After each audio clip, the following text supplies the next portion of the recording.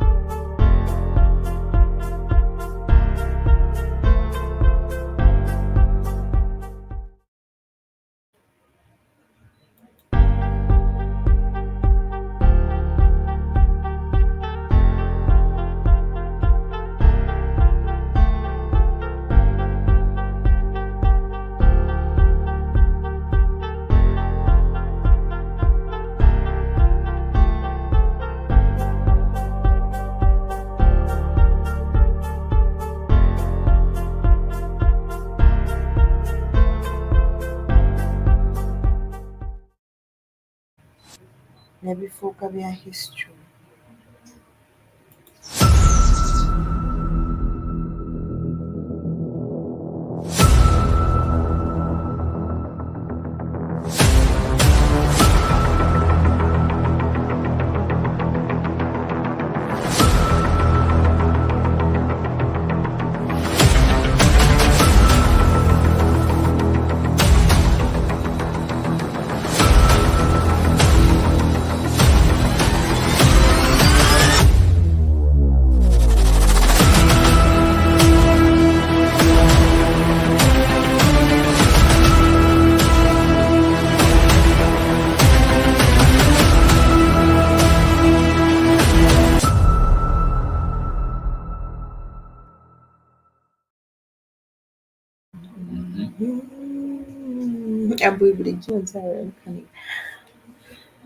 You're welcome on Black Hot Fire Network. Africa Maria from Kampala, Uganda, with my colleague INNOSSETU.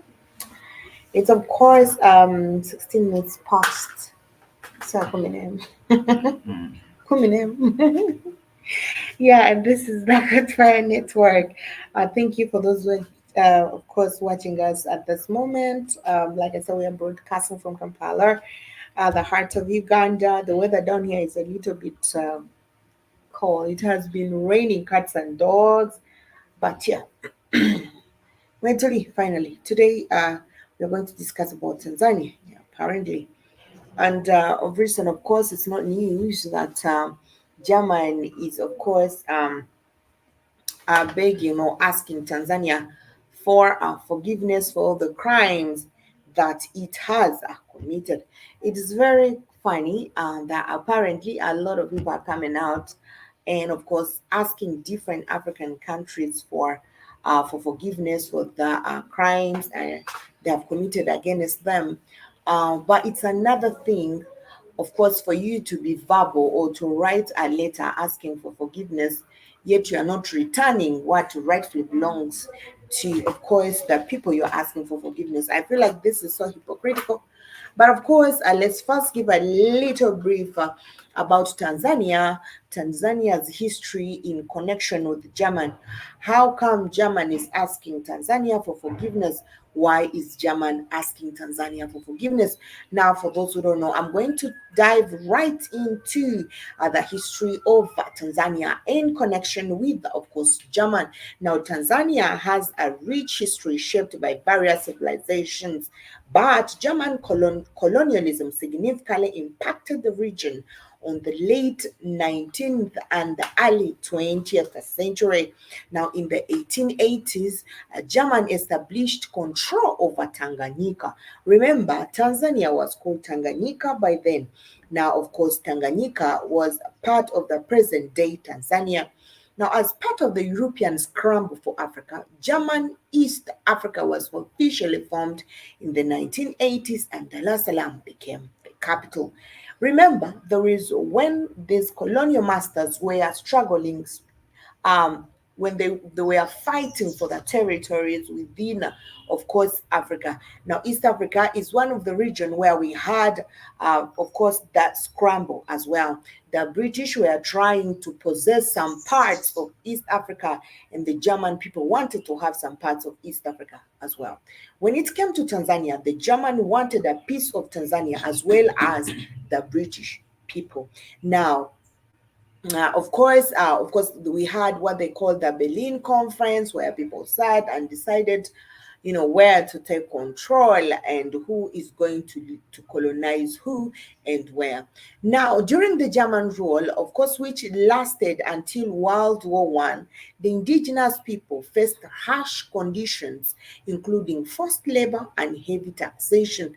The Maji Rebellion in 1905 to 1907, which was a resistance movement against the German oppression, highlighted the tensions. Despite initial success, the rebellion was brutally suppressed. Now, after World War One, the League of the Nations granted Britain a mandate over Tanganyika.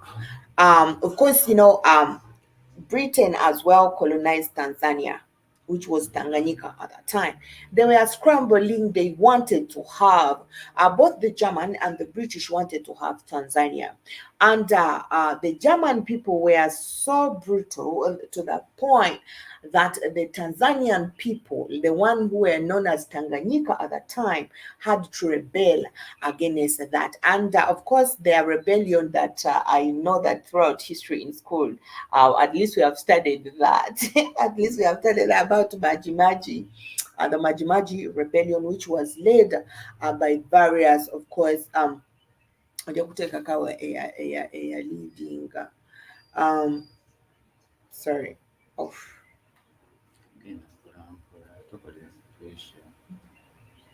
njagala naawe oyogere.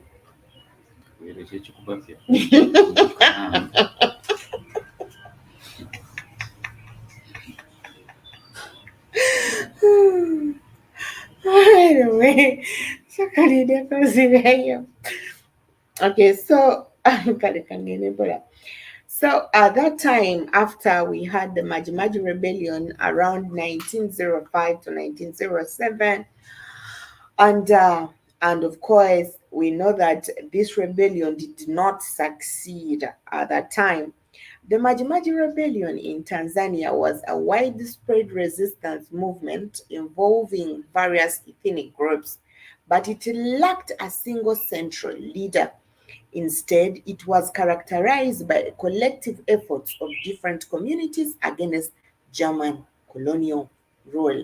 Now, the rebellion was sparked by grievances related to forced labor, heavy taxation, and other oppressive policies imposed by the German authorities. Now, although the uprising had no specific figurehead, it was significant. It was a significant episode in Tanzanian history, illustrating the resistance of the local communities against colonial exploitation. Of course, Maji still marks its position throughout Tanzania's history, though it did not succeed. It was suppressed, and actually, after this Maji Rebellion, Tanzania itself lost a lot of people during that time. Very many Tanzanians died during the Maji Rebellion. Now, after World War One, the League of the Nations granted Britain a mandate over Tanzania or Tanganyika, which led to the British administering the territory until independence. That was, of course, in 1961. Of course, Tanzania gained independence in 1961. Then, after Uganda came in the picture, that was in 1962. But of course, like we know that 1961, when Tanzania gained independence, in 1964, it merged with Zanzibar to form the United Republic of Tanzania. Now, remember, Zanzibar is, of course, And Zanzibar at that time was very much occupied by the Arab people, to the point that some Arabs still believe that is their territory. It's very funny. It's very funny. Most of the Arab people believe that Zanzibar was their territory. And by the way, if you reach Zanzibar, we got a lot of Moratos. Most of the people are mixed, Tanzanian and other Arabs and stuff like that. But until today, the Arab people still claim that Zanzibar was their territory and is their other capital city. They believe Zanzibar is their capital city in East Africa. But then Zanzibar had to emerge. That was Tanganyika gained independence in 1961, and in 1964, Tanganyika had to emerge with the Zanzibar to unite the Republic of Tanzania. Um, through well, we have had a lot of pullings, struggles, petitions, disagreements within the colonial masters, and these people were so greedy that um, they were so greedy that they wanted to possess, the entire Africa, and more especially where they wanted to possess places where they would benefit a lot. If you look at the struggle between the German people and the British people, when it comes to Tanzania, the British wanted to have Tanzania, but it was so unfair that it had Kenya, it also had Uganda, so it was very unfair. But even though, and until now, by the way, even though the British uh, happened to be in Africa, they were so hypocritical that they never used themselves to harm people. Now that is the hidden agenda. That is the technique that the British usually use. That if they want to fight, for example, in Uganda, I'm going to use that good example in Uganda. If the British wanted to fight the people from the Bunyoro Kitara Kingdom, they would use their fellow people. They would use the Baganda. You understand? They will be right behind and they are commanding. And actually, this is how they have come to live and have their touch in Africa till to date, which the Germans don't. Altogether, the Germans have little few shares within the countries that they have colonized. Um, the British used the indigenous people to hurt and attack the people they wanted to attack, which until now some other Africans are still blaming each other for that thing. And little did they know that these people were acting on the command of the British. Now, when it came to the Germans were direct. It was the German soldier, fire on fire with the black people. You would see that I'm really fighting with the Mzungu. There is no one we are going to blame about this. The British would come, they would send people to fight, and then they turn around and they pretend like they are trying to help. We are coming here to, unite you people to fight and shit like that. That it left a lot of Africans confused whether they should hate the British or not, because they were good at their game. They were good at camouflage. The German people were hitting direct. They never used the middleman in their control. Everybody was an African. The Germans never gave favor to whoever. And if they would still use you, we still see this in the history of Lesotho and other southern parts of Africa where the German controlled. They were so brutal, directly brutal. Miriam, you see that? Are you sure? They were so brutal that Africans actually felt their direct attack, that they could not complain about anybody else except the Germans. So, of course, when the Maji Rebellion took place, the British came in, and of course, they were like, "So you have failed, that's why people are rebelling and stuff." And of course, after sitting and agreeing, the British came and took over Tanzania, which they have been wanting to take for a very long time. So Germany's idea of actually asking forgiveness from from Tanzanian government today. Mm, Uh, to me, this is not enough for Africa. Uh, why do we see the other time we saw the King of England mm, was going to Kenya and asking for forgiveness for what they did during their existence in of course in Kenya. mm, We saw the same thing in Uganda. These things don't bring back what they took.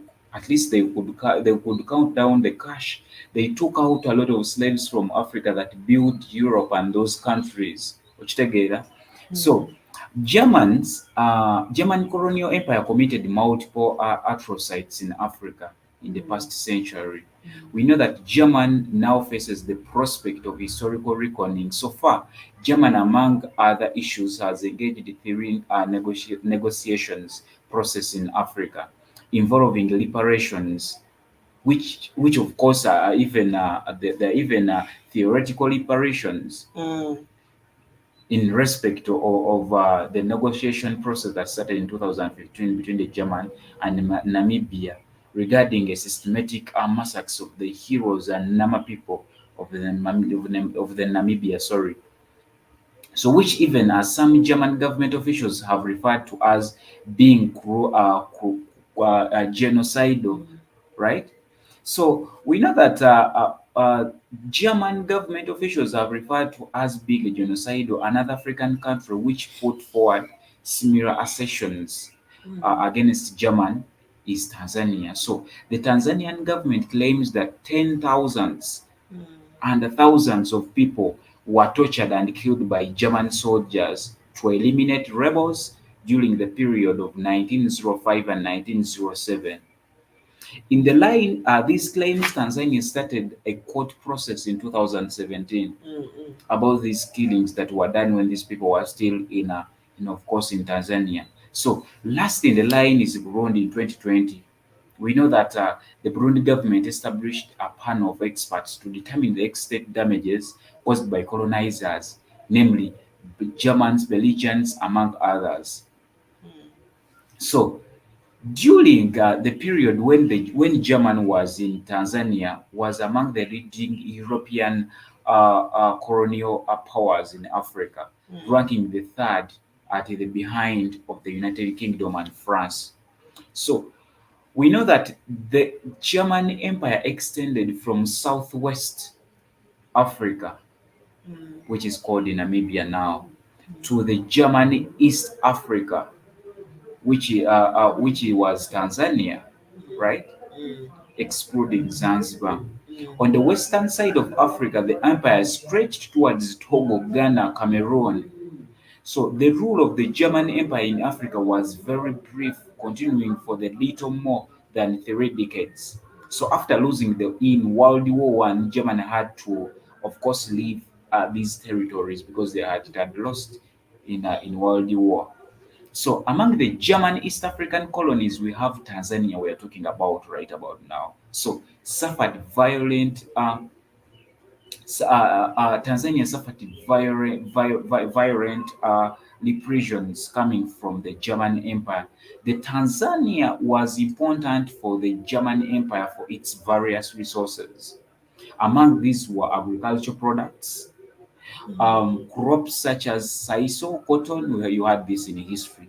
mm, Plantations grown rubber. So the empire also received sustainable earnings from the items such as coffee, copra, simsim, and peanuts that were taken to Germany, right? mm, So, however, among most of the important resources was gold that Germany took from Tanzania. It can also be stated that with the discovery of gold in the Lake Victoria region, German benefited subsequently from these resources. mm, So there is no way you can come right about now and say, you know, Tanzania, we are sorry for what we did. Yet you took all that from Tanzania without people's consent, without exchanging these things for money, without exchanging these things for developments in Tanzania, and you just come out after 100 years, after very many years, and you come out to say, we are sorry. We know that Tanzania, then known as Tanganyika, was a difficult region to rule for the German Empire, since it is the first conquest. The German Empire in general, and specifically the local And German. by the way, Mm, a little bit about that Zanzibar. You know that Zanzibar and Tanganyika had distinct histories. Now, Zanzibar had been a center for trade, yeah. particularly in spices and slaves. Mm, You know, and of course, Zanzibar had a unique blend of culture influence due to its strategic location. But of course, Tanganyika, on the other hand, it had a different history, so shaped by the German and later the British colonial rule. Now, Portuguese Zanzibar, apparently everyone wanted to have a piece of Zanzibar. Remember, Zanzibar is at the coastline. The Portuguese were there, the British were there, the German were there. Everybody who was reaching to, of course, East Africa was meeting around that place. So nobody wanted to. It was not allowed for any person to own Zanzibar, like I'm owning Zanzibar. This is for the British. This is for the German, or this mm, is for the Portuguese. No, Zanzibar was left as a no man's land because it would bring a lot of struggle everybody. So mm. they decided that Zanzibar should be the center, of course, of their trade. And yeah, this is why when we are talking about the issue of Tanganyika, before it was named Tanzania, Zanzibar wasn't part of the territories that were actually colonized. Zanzibar was like a free man's land, apparently. Everybody was wanted to have it, and everyone was given the liberty, of course, coming to Zanzibar. So we know that in general and specifically, the local German administrations implemented various experimental practices in Tanzania. Indeed, factors such as taxation. Imagine taxing a single CEO, like Mm, you're taxing a country which is not yours. These people mm. are so crazy. How can you tax a country which is not yours for the benefit of your country? That's why I mean Yagoba Bazungu. I mean these kind of whites that Maybe. were in Uganda, not only actually the Indians. So Yeah. these people are the Germans implemented various practices in Tanzania. We know that these people introduced things such as taxation, forced labor, and repressing indigenous leaders with foreign agents put forth as a cause of famous Major Uprising. Whenever they could go somewhere, like in very many communities in Tanzania, they could repress local leaders, indigenous leaders, with of course foreign agents from of course German. So um, we know that one of the experiments the local German administrators focused on was the method of taxation. When taxation had entered into force, it proved as another resource that, of course, the Germans could use to demonstrate their strength towards the local population. Salt and gun tax was initially imposed. It was initially imposed. So, triggering a great deal of deep pressure among the local population. We know that later in the 1990s, we know that the house and heart tax was substituted with the head tax towards all local men in Africa. These Germans were so exploitative. So this exploited the displeasure of the local population, even though the local population was being introduced to the concept of ready cash by the ordinance of the 1899. We know that the local population was still not ready to pay the German Empire with any cash. Kitegeera? Mm. So in order to ensure the strong continuation of taxation policy by the Germans, the local governor um, from German, who was, of course, in Tanzania by then, he informed the empire that the suggestion of the taxation, the black should be given up a total amount of abandoning the colony. Okitegeera? We know that this under this governor that was in Tanzania by then, under his orders, harassment of local population, especially the chiefs, continued. So during this period, the German Empire was of the belief that it could play the local elite population against each other. Okitegeera? During the early period of colonization, the empire had created and complicated legal system. We know that local tribal chiefs were referred to this legal stroke court system for each trouble they had. The system was designed not to solve the problems but to ensure that the local population could not unite. Eh? So, so they brought this legal system. They brought out a court in Tanzania by then, but in reality, this court was not to unite the local population, but to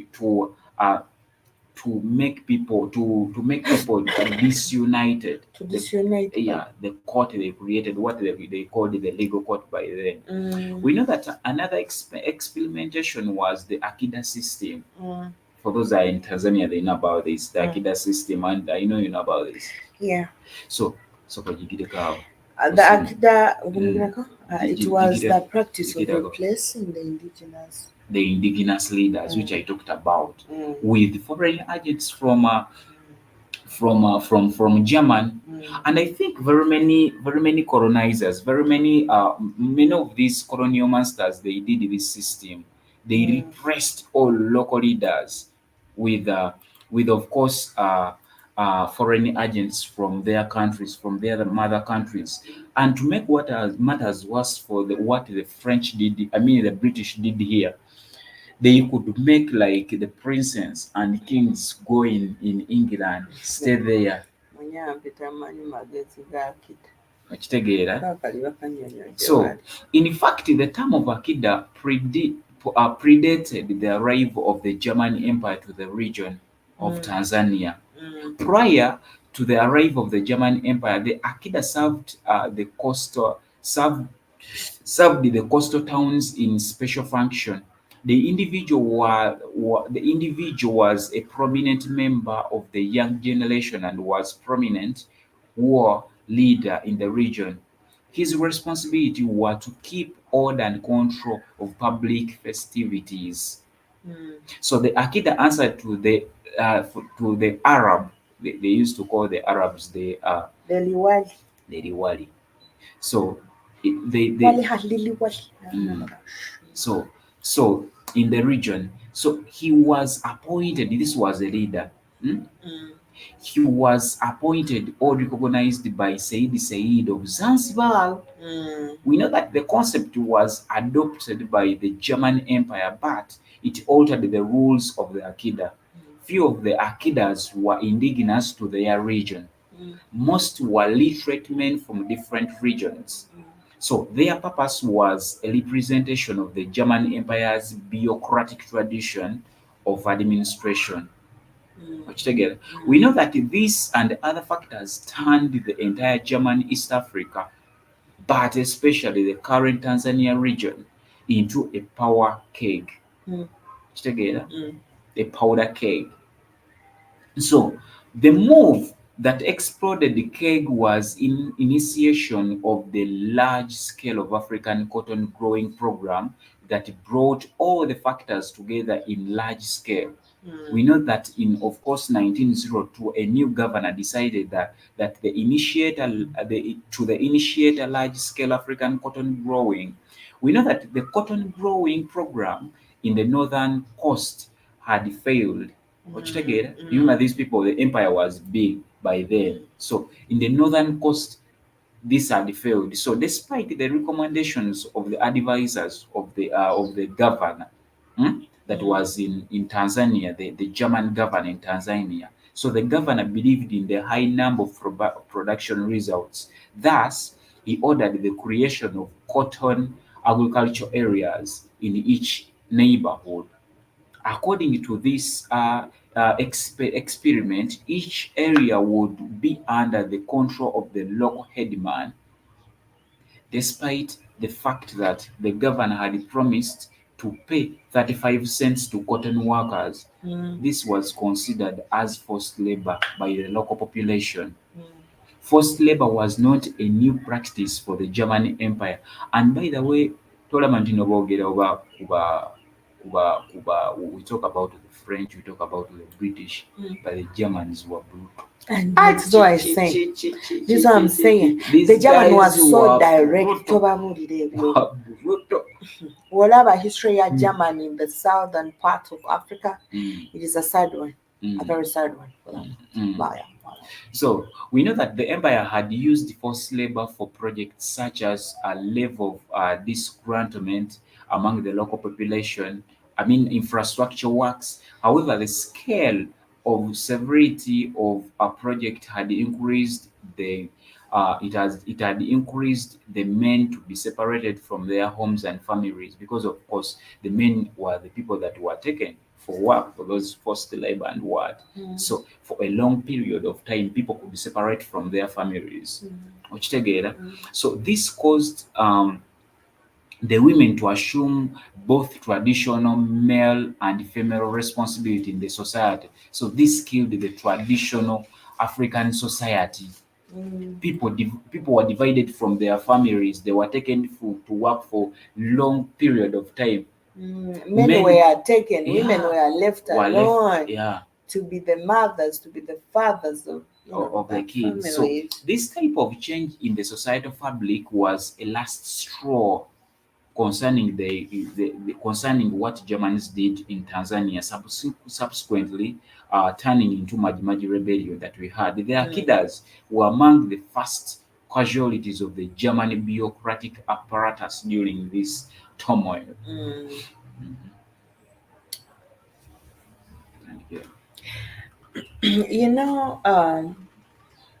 German usually were using violence as a method of control.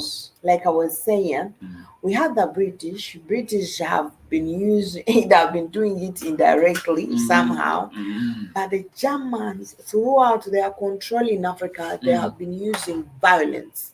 They are known for that, and they have got a legacy when it comes to that. Now we know that Hogo, or the European, they used to call them Hogo in Tanzania, or the European. When I mention Hogo, guys, you should know I'm talking about the Bazungu, the Europeans. So the Hogo, or the Europeans, of course, which is the stronger, the Hogo or the Europeans, which is the stronger. Now, the struggle of the Europeans, which is the stronger Hogo, was the password of the Maimi Rebellion. Hogo was a spirit medium named Kinjikitile. Kinjikitile Ngwale. How do you get Kinjikitile? Is that it? Shit. Kinjikitile Ngwale, who practiced folk Islam that incorporated animist beliefs and claimed to be possessed by a snake spirit. So apparently, the rebellion spread throughout the provinces. Now, the Maimi Rebellion started from the base of the society and spread to other segments. And we know it lasted 2 years. Maimi Rebellion lasted for 2 years. Initially, of course, they overstretched German colonial army, and of course, it was never acknowledged as a threat. Now we know that different segments of the society gathered against Germans for different reasons. Initially, this tactic worked. However, at the end, the German army, under the command of Governor von Gotzin, quelled the rebellion with a devastating result. Almost 300,000 people died. 300,000 people died. The larger number of the death can not only be attributed to the resistance of the Tanzanian people against the German Empire. Now, we know that in that respect, one must also pay close attention to the methods employed by the German Empire. We know that Governor Vaughan did not believe that victory could only be attached militarily. He also believed that the Tanzanian society also had to be subdued. And of course, based on the advice of military advisors, Vaughan decided to utilize starvation tactics against the entire local population. Tanzanians at that time were starved. Apparently, a lot of Tanzanians died because of starvation. Now we are looking at the brutal or the violent method that German used to control the Africans. And this time around, in particular, we are looking at Tanzania. Of course, Vaughan decided to utilize starvation tactic against the entire local population. German Captain Wangham wrote to Vaughan, only hunger and want can bring about final submission. This was a tactic, this was a technique that was given to him. He was advised by, of course, the German captain Wangham that he should.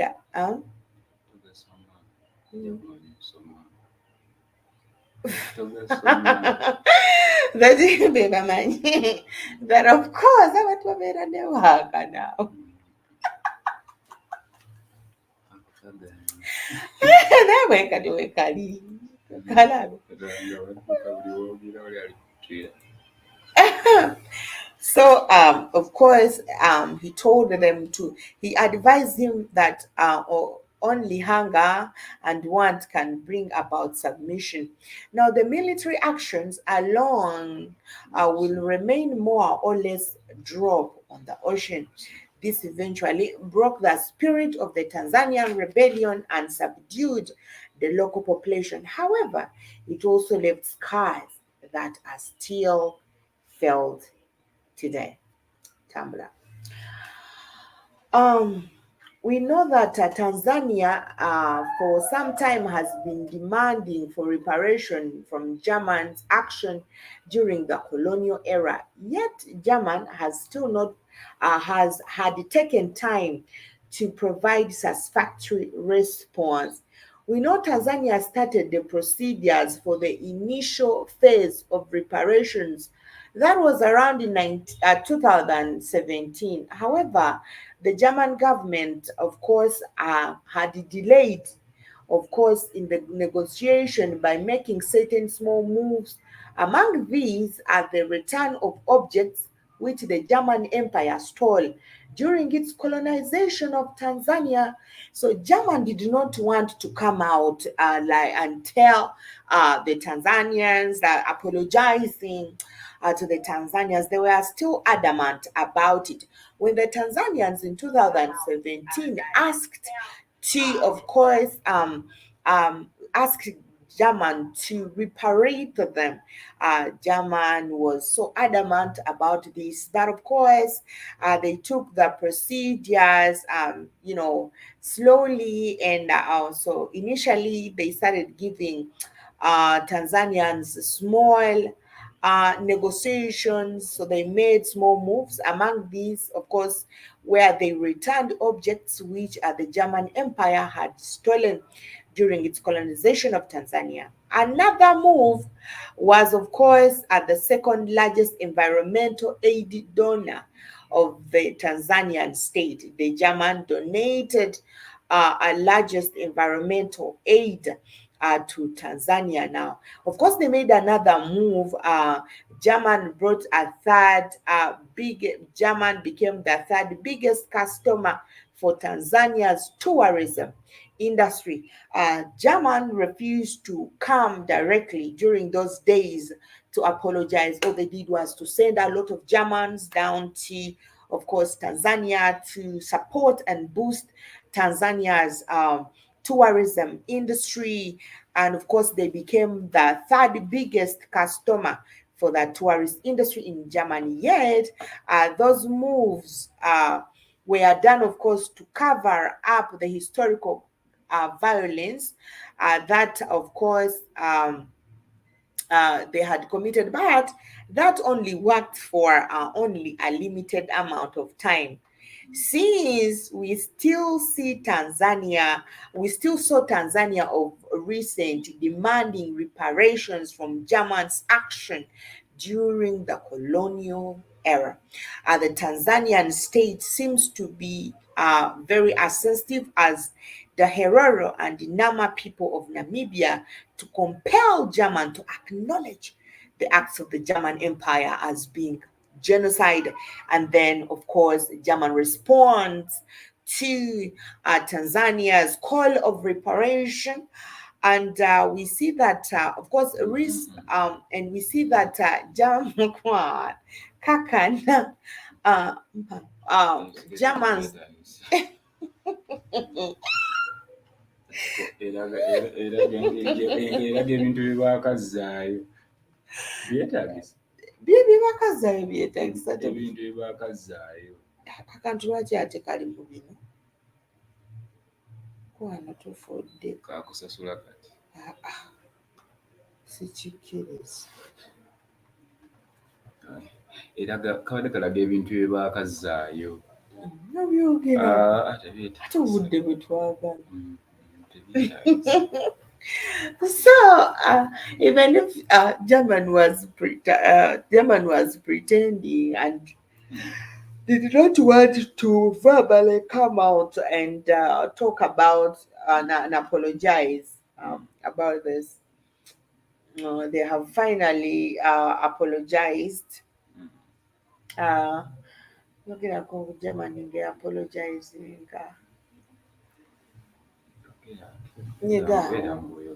So, I know that you. So anyway, before even we go to the current situation of German apologizing to Tanzania, I'm gonna take you a little bit back to the scramble, the scramble of Tanganyika.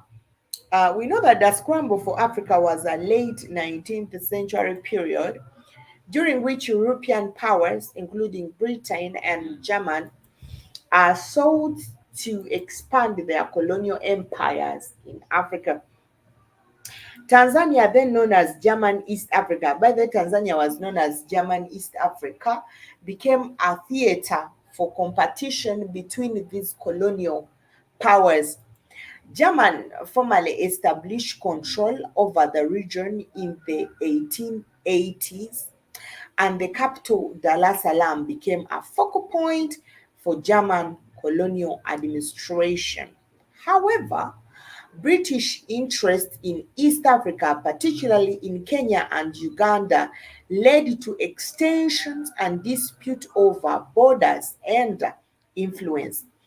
The situation intensified during the World War One when British and Allied forces sought to seize German colonies. That was around 1916, by the way, when the British and the South African troops, along with the local forces, launched an invasion into German East Africa. When we talk about German East Africa, that was Tanzania. It is the current Tanzania as of now. Now, the campaign, of course, was protracted and challenging. Of course, marked by the guerrilla warfare. You know, we had guerrilla in Uganda. The guerrilla warfare and harsh conditions. I think that is a name that was used by warriors of those days. The guerrilla. To be called the guerrilla. Lala, guerrilla kashapa. Sorry. Gor- gorilla, gorilla even remained in Tanzania, even when the president of Uganda, he used some Tanzanians to fight at a certain time. They were marching. But again, that gorilla, Yalimu existence. Or what you even we had the gorilla people. It was a team of unified soldiers. I mean, we miss that. We miss that kind of unity. We had a team of unified African warriors, the East African basically, but the gorilla even used to march from the southern part. So the gorilla even existed here in Uganda. It came from Tanzania. It was an East African army, I guess. Nga bayambaga. Najua yayambako Museveni to come into power. Your gorilla. So the guerrilla warfare, of course, the guerrilla army, of course, helped to fight. I don't know if and was abalinga bachuba, but like abalinga Mercenaries. mercenaries. So the Germans, led by General Paul, of course, demonstrated military resistance until in 1918. So in 1918, Germany's defeat in Europe contributed to the surrender of German forces in East Africa. We know that the League of Nations then mandated Britain to as an administrator of course, Tanganyika, which the British called the mainland Tanzania, until, of course, Tanzania gains its independence in 1961. It was under the British control. Now, the period of colonial competition and conflict left a lasting impact on the region, influencing its borders, demographics, and social economy structures. The legacy of colonialism is still visible in Tanzania's history and development. Um, Okay. and we know that for me, I will still divert back to why these people, why are they coming late to say, we don't need their stories, by the way, Mm, for the very many crimes they did in Africa. But I don't know, they can't even compensate us with so local anything. crimes is Hmm? mm, Hmm? the crimes that those people committed. They committed very many crimes, and I don't think there is anything they can do. At times, even when they give us this reparation, Silvichan, it doesn't really, It doesn't it doesn't impact on equal, it anything doesn't add because up. Yeah, we know that if the German policies, of course, were very unpopular. mm, I think in all African countries where these Germans were, because of course they had serious effects on the lives of local people. People still have trauma of these batandika people. n'ekigamba sikaali. Yeah, these people have trauma among people still have trauma for Germans in African countries and of course Tanzania. The social fabric and the society was rapidly changing by the time these people were in Tanzania. We saw that like we once talked about Africans. By the way, African society. Okitegeera, the African society it had its oba ngambe ntya oba pillars oba everyone in society had a role. To play. Yeah, a family, That's the way it local was leaders, structured. chiefs, what they had their responsibilities in a society. But when these people came to, of course, when these people invaded and colonized Tanzania and other African countries, wherever these Germans were, and not only Germans, but all colonizers that colonized Africa, the entire social fabric of the society was rapidly changing in Africa was rapidly changing in African countries. As the roles of men and women were being changed, they had to adapt for their communities. We know that since men were forced away from their homes to work, women had to take on some of the traditional male roles. Okitegeera oba? Women started behaving like men. Women started taking up the roles men could have done in a family, in a home, in a society. You find women doing men's work. So this has changed African societies over time, and completely we are still suffering. We are still suffering because of the colonial legacy these people made in African societies. That's why we see very many societies in Africa. Teweebuuza lwaki abasajja abasinga basuulawo obuvunaanyizibwa, because they have seen this over time. Nedda andi kati akugamba jjajja wange yakola bw'ati, gundi yakola bw'ati.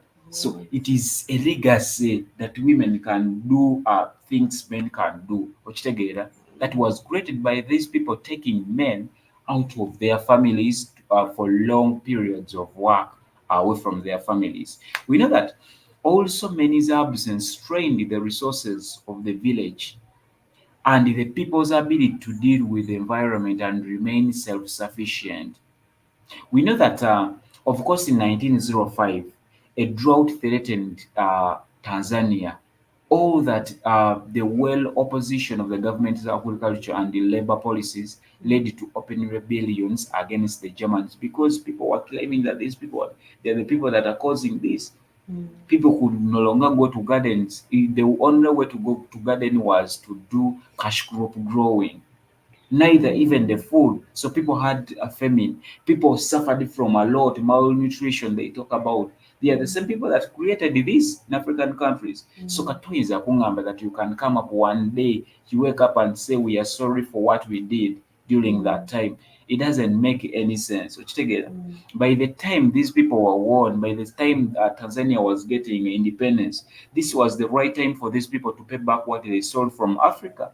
This was the right time for these people to pay for the crimes they did, the people they killed in Tanzania and other African states, African countries. That was the right time for these people to pay for everything. Because the gold they took, I don't think they have repressed that gold they took. I don't think the people they strained, the people that still have, even to this era, that have a trauma over what was done to their ancestors by the Germans. I don't know how these people are going to be paid. People have trauma over this. There are families that have disappeared, families that have died completely just because of the things the Germans did in these countries. Germans were brutal. Very many of the youths were killed in their early years, in their early ages, before even getting, before producing, before having women, because they were focusing on energetic people. But still, even those people that had families were also down. Okitegeera? Yeah, and of course we know that German colonial rule in Tanzania had significant effects, just like you were saying. And like you talked about family, the African family system has never been the same since the colonial Yeah, era. olaba ne we tunayogera ku mainstream, ne we tunayogera, but kiva eri wansi ya. We usually talk about family and how our families in Africa have been attacked by different measures, but this whole thing generally started, during the colonial era. We know that the Africans, or now since we are talking about Tanzania, we should definitely use Tanzanians' family structures were being, of course, affected. For example, there is a time where the German had forced labor. They had to impart forced labor and disruption. Now, the German implemented forced labor, known as askari, which often led to the separation of family members. Men were frequently taken away from their families to work on the plantations, in the mines, or on infrastructural projects. These disruptions strained the traditional family bonds that, of course, other men died, leaving their women. Other women moved and places searching for peace. Families were, of course, separated. And also, they introduced social and cultural displacement, like I was saying, where the imposition of European culture, norms, and values, along with the introduction of Christianity, which disrupted traditional family structure. We know that this cultural displacement influenced social norms and rules within the family. And Germany's exploited the land from local communities for economic ventures. We know very well that land is a very important aspect when it comes to African society or African family. A land was a sign of wealth, or a land was a symbol that someone has a belonging or has where they belong. But the people in Tanzania at that time, their land was forcefully taken by the German people, and apparently Tanzanian men were left with nothing. This had a direct impact on traditional family livelihoods, as agriculture, of course, was a fundamental aspect of many Tanzanian families. And of course, displacement from ancestral lands. We know that Africans respect ancestral lands more than anything. An African person will sell apparently everything, but they will never sell their ancestral land because they know at a given time this is where they will be buried. Everyone is buried, whether you live in the cities or where. At the end of the day, you are taken to your ancestral land to join where your ancestors lay. We normally talk about uh, values of a culture, norms, language, but land is also an aspect, is also another component of culture. Yeah. Okitegeera naye siraba abantu nga bakyogerako. People But have about it. people hardly talk about land, but land is also another component of culture. Okay. Yeah? So land is also another aspect of another aspect and component of culture. So these people disintegrated African society, how people lived in the society, their responsibility in the society. They manipulated all this. They divided, and these Germans, they were, for them, both their aim was on dividing Africans, dividing them. Kitegeera? Now, we know that these people, like you are saying, whatever they do may not doesn't mean anything now. That the Africans and Tanzania have lost a lot throughout their era or their existence in Africa. We know that they committed a lot of crimes, but among a few, there was forced labor. The Germans implemented a system of forced labor, of course, where people were working in harsh conditions, and many suffered from the abuse during that forced labor. People were compelled to work on plantations, construction projects, and in mines. Heavy taxation, the indigenous population faced an oppressive taxation policies leading to economic hardships for local communities. Failure to pay taxes often resulted in several penalties. This was also, by the way, done in Uganda. Taxation, I think, was a general method to the point that people used to run. They would put roadblocks until you pay some money, then you can park in your own land. Men would run and not even sleep in houses because of course, taxation, brutal suppression of resistance. We know that, like we were telling you guys about the Maimi Rebellion that was around 1905 to 1907. Maimi lasted for 2 years, of course, where the German responded to this uprising with extreme brutality using military force and tactics that led to death of tens of thousands of Tanzanians. We know that the land displacement crime, the Germans they exploited land from local communities for their economical ventures such as plantations and mining. This led to displacement and disruption of course, traditional ways of life. There is also atrocities during military operation. Of course, that was adding to the Maji Rebellion. German military campaigns involved atrocities, including mass killing and punitive measures against communities perceiving as a rebellion or non-compliance. Now we know that whenever you would rebel against these people, they would of course respond brutality. Ten of thousands of Tanzanian people lost their lives through this struggle. We are, of course, we told you guys about the starvation technique where they had to make people go without food throughout. You're not allowed to go to your farm to get food. You cannot go to the well. And basically, Tanzania was, German was usually sending their army, their troops down to Africa to make sure that these deals are imposed on the African people. And it is very important, of course, to note that the impacts of these crimes had a lasting effect on Tanzanian society.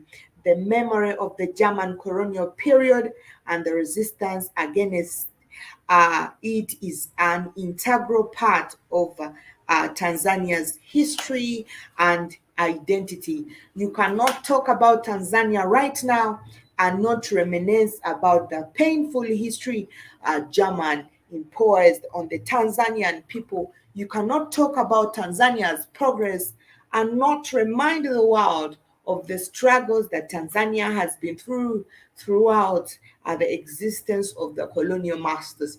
The story of Africa's attack by the colonialist leaves a scar that will never heal. No amount of reparation, no amount of sorry, no amount of anything can change this painful history throughout time.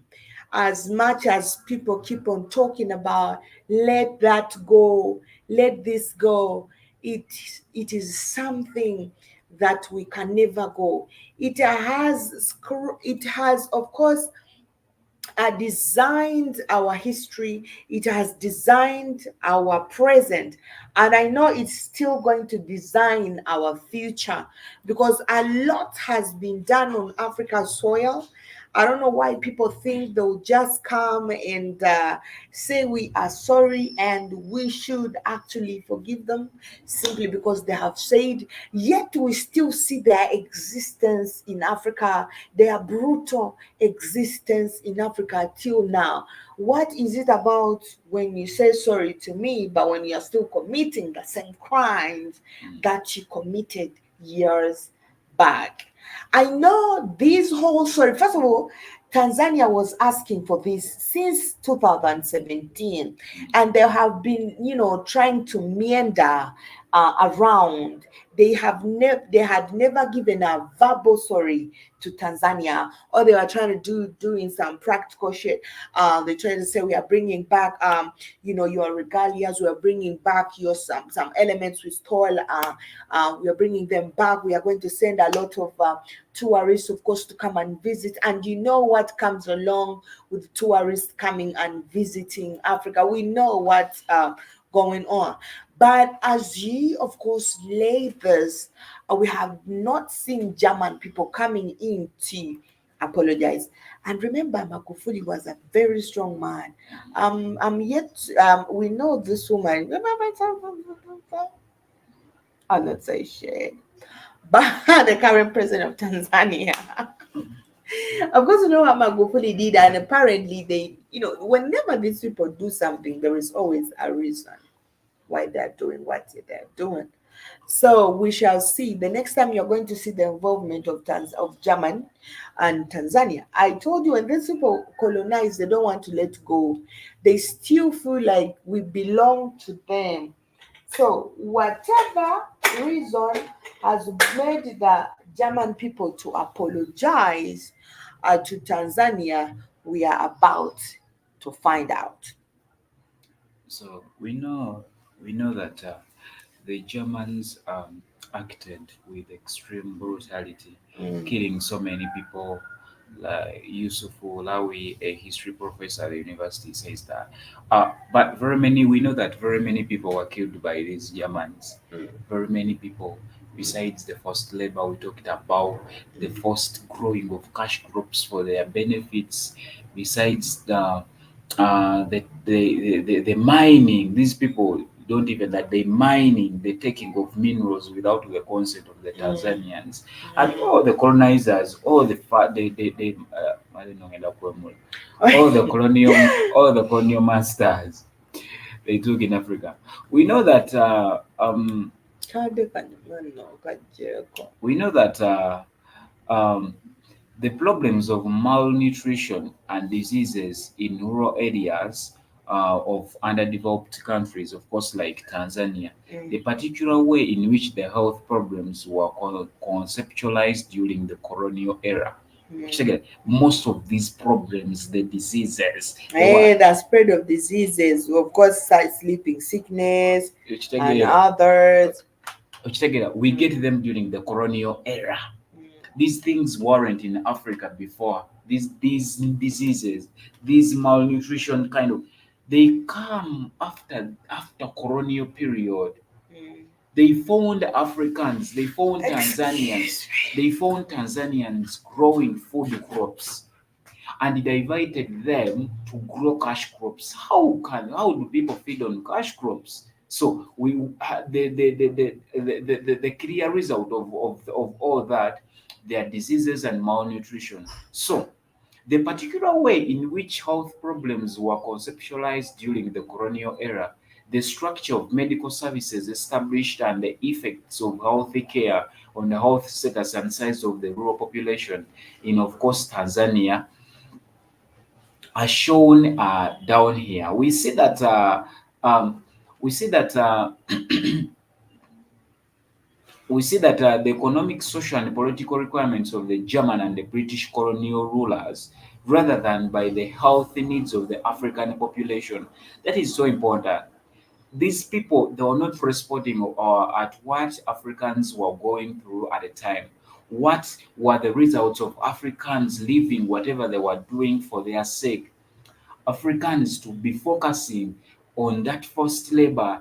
Very many people suffered from diseases, people got injuries, but the response for the healthy care was not to these people. They are focusing on taking cash crops out of Africa, they were focusing on taking mines, but they were not focusing on people what they are going through by then. We know that colonial economic policy emphasized the production of cash crops for export. This was the primary role of the Germans in, of course, Tanzania. We know that whether by African peasant farmers or by European plantation owners to provide workers for plantations, a system of labor migration was instituted. In very many regions, in very many districts of Tanzania, like Songea, people were not only forced to work in Tanzania, but were even exported, were even taken out of Tanzania to do the same things in European countries, to do the same things in Germany. Tanzanians were exported. Tanzanians were taken out of Tanzania to go in Germany to work on plantations, to go in Germany to do a lot, to work as slaves, and this to the benefit of the Germans. So the Songea district became an area of supplied male workers to other parts of the country, which gave consequences to health and nutrition of the women and children left behind. Because, of course, all the domestic work, all the manual work, all the muscular and physical work was done by men in African society. It was the responsibility of our man to work for their families, to look for food for their families. But after taking these people, out of the societies, taking them to work on plantations within Tanzania and outside Tanzania, the people left behind, the women and children, had consequences of health care, of health, sorry, and nutrition. We know that domestic food production was neglected by Africans forced to migrate in search of cash crops to pay taxes by those engaged in cultivation of cash crops. Because, of course, however much cash crop growing, these people looked for cash crops like cotton, coffee. These people were not giving Africans that chance to buy very many to plant cash crops. Cash crop growing from due since colonial era, since colonial era, cash crop growing was for intellectuals. Cash crop growing was done to by those people that had some money. So we see that whether they had money, whatever they had for exchange during those days, but it wasn't for poor. It wasn't for average Africans. So people who were searching for cash crops, they left their families to search for cash crops to pay taxes to these people that were taxing them from their land, that were taxing Africans out without the consent of the Africans, that were loading Africans without the consent of Africans, that were forcing Africans labor without their consent. We know that the extensive malnutrition and persistence of ill health related to poor diet and thus traced directly to capitalist underdevelopment of the Tanzanian economy and the structural distortions of dependent relationships between Tanzania and metropolitan power. So, um, this is not a joke for German to come out and you say like you come out and you say, Tanzania, we are very sorry. We feel so shameful to kill your people without your consent, to force people do cash crop growing amidst focusing on food crop growing. Very many people died of hunger at the time because they were focusing on of course growing cash crops only. People died of hunger. I've talked about malnutrition just because people were searching for cash crops in exchange for taxes. These people, the high taxes they were imposing on Tanzanians. By then, the Germans were the taxes they were imposing on Germans. So we shouldn't take Germany shouldn't take this as a joke. Germany shouldn't take this as a joke because very many people were affected by this entire colonial system in Tanzania. Even up to now, people are still suffering. People are still having trauma of the same things that were caused by these people. The society, we talked about a society. Tanzanian society has changed completely just because of this era now, just because of this thing, the entire system, the colonial system these people created. Tanzania's education system is suffering up to now because of the colonial system these people created. Very many people are jobless. Very many people, they don't know Tanzanian history just because of the colonial legacy these people created. So you can't just come wake up one day and say, Tanzanian government, we are sorry for, we feel sorry for what we did. I don't see anything that can equal to the crimes these people did in African countries. They can't, there is nothing. Let it be money. Let it be money because these people took people's lives. Because if at all you're in a new territory, if at all you colonized people, I don't think giving people their independence, leaving Africans free, I don't think there was a need for a fight. to fight the Africans on top of forced labor, on top of taxing a territory which is not yours, that you just invaded. You add on fighting people who are just asking for their independence, which doesn't add up to me. It doesn't add up when you come out and you say like, we are sorry. That sorry is not enough. And not only in German, I mean, not only in Tanzania, but all African countries. I know most of the Western countries, they are now the Bazungus, the Hogo. Tanzania, I call them the Hogo. These people, they're carrying out this entire system across Africa, asking for forgiveness, making fake reparations, calling out the media to publish that they are giving out, they're carrying out reparations. They are saying sorry to Africans for the crimes they did. They call out media to publish this, but people are still being affected by the legacy. People are being affected by what these people did even up to now.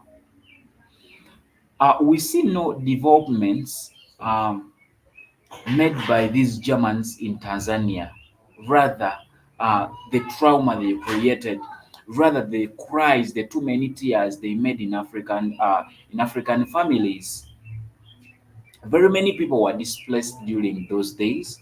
Very many people were displaced, and even up to now, very many people, they are in new area, they are new territories, they are in new countries, they are in new states, just because of the Germany kind of colonization they did in of course Tanzania. Some of colonial leaders, some of the colonial masters, apart from these German people, they made some unnecessary developments in African countries. Unnecessary developments in African countries. But these people were taking whatever they had, were taking whatever was in Africa directly and by force. I don't know whether Germans, by their nature, they are so forceful, but whatever they did in Africa, they did it in a forceful way. There was no way of negotiating for anything. Whatever they did was forceful. You either do it or die. That was their method. The taxes they were doing, these were, they had heart tax, they had heady tax, they had salt tax. So whatever they did was forceful. People started leaving their families separated. People started distancing themselves from their families. The entire family system of African people in Tanzania got destroyed even up to now. That's how we came to. That's what gave birth to nuclear families. Nuclear families. It is not an African family of system. An African family system, we are used to extended families, but families were totally disunited. Many started hunting out for cash crops to pay taxes. These people, they used to exchange. They used to do their medium of exchange was cash crop and tax. Imagine taxing people who are not working, taxing people who are not getting the basic needs in life, taxing people who are not gaining in the taxes you are taxing them. I wish they could tax them and build law and build roads. I wish they could tax them and build hospitals by then. I wish they could tax them and of course do some developments in Tanzania, but the taxes, all the profits they were getting from African countries, all the cash crops they were getting from African countries, all the cash crops and taxes they were getting from Tanzania, they were taken back to Germany. They were still actually using the same taxes Africans were paying to these people to mistreat Africans, to kill Africans, to make them feel inferior.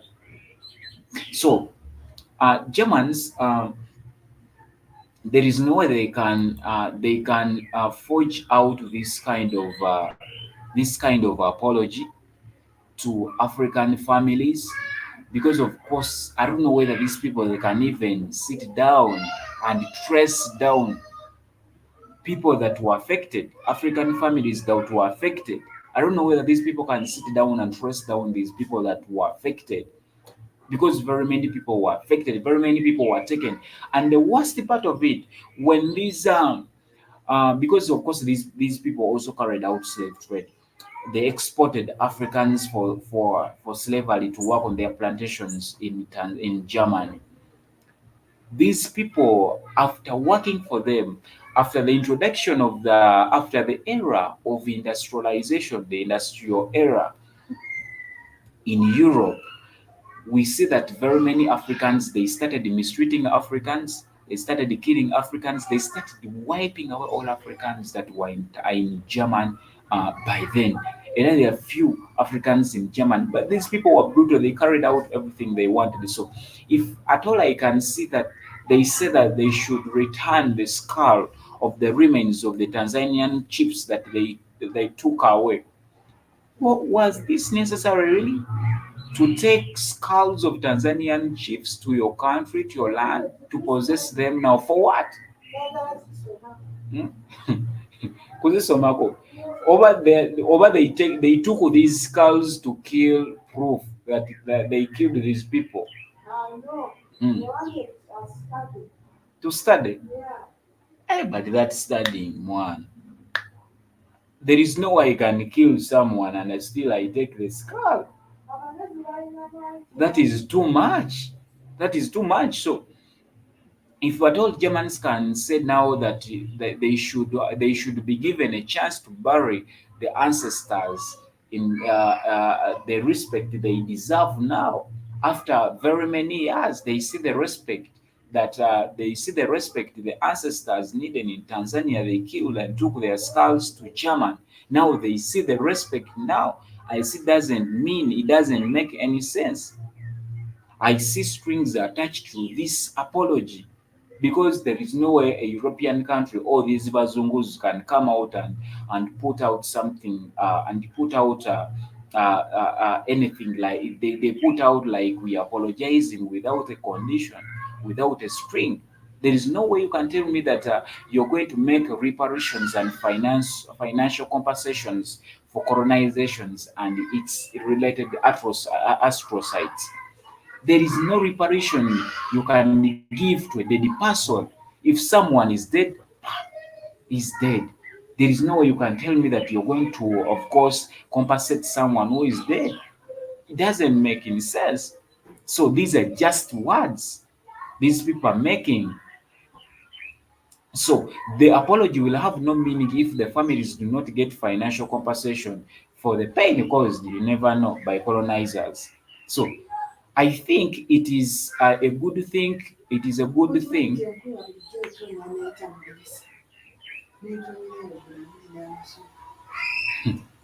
So, so I think, I think it is a good thing. It would help heal the wounds and address the grievances of communities in Africa. But it is not enough. It is not enough, because should be stressed that the need for socio-economic justice, saying Germany has to do more to give better lives to descendants of people who suffered as at its hands. We know that the importance of the Maji Rebellion as the crucial step towards African breaking free from the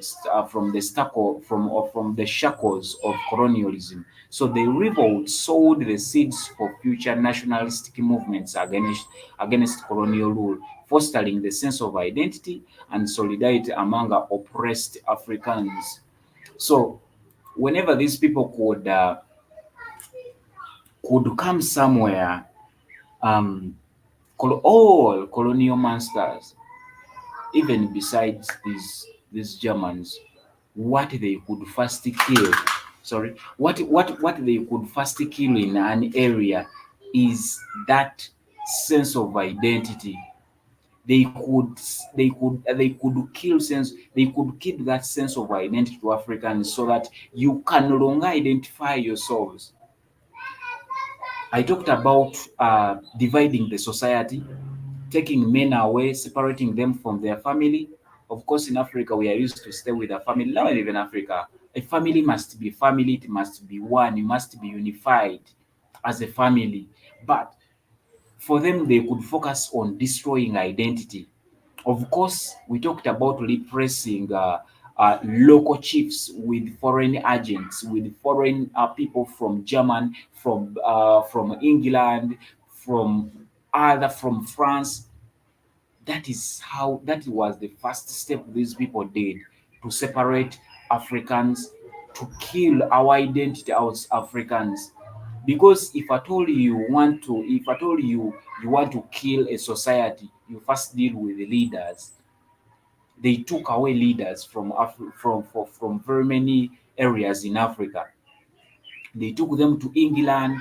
There is a way they lied them about the very many goodies that are in those areas by then, because we see that few African local leaders that by then stayed in their areas. These were people that were convinced. I don't know how these people spotted out these people that were leaders, but they were taken. After being taken, then now they are out of their lands. Now these people impose their new roles. Now these people create their so-called indirect rule. Now these people bring in their so-called foreign agents from England, from German, from France. Now they bring them to Africa. That was the genesis of the killing of African identity. Now they did whatever they did because it was very easy for them to divide the Africans. It was very easy. They created their own system according to the system that we had here in Africa. The chief the monarchical system we had in Africa in terms of leadership, the African family system. These people introduced a lot in African countries just to keep the identity of Africans. Maybe in their future they had no hopes of leaving African lands free, because of course we still see most of the Bazungu countries, most of the Bazungu people still have a touch in African politics, because they are the same people that we created. Of course, they still have a touch in our politics, they have a touch in our economy, they have a touch in uh, in our social life in Africa. How do we see these people that have a touch in our economic system? These people created what we call cash crop growing. Very many people were diverted away from food crop growing because, of course, in Africans we depended on food. Africans, the backbone of Africa is agriculture. Yeah, but not that agriculture that is carrying out unnecessary cash crop growing, because of course Africans we depended on food crop. We exchanged our own food crops in different families and different areas. We used to do exchange, the so-called barter trade. But these people, how do they kill that sense of agriculture system, the economic system that we see in Africa today? We see that during colonial era, like it was in Tanzania, we see Germans introducing cash crop growing. We even see people that were taxed during those days exchanging cash crops for taxes in Tanzania to these German agents, to these German governors that were in Tanzania. So, banaye buno obwana butandise buno bukidogo. So, we see that even in this new era, even right about now, in very many African governments, we see people being emphasized to do cash crop growing, people being convinced about the profits that are in cash crop growing.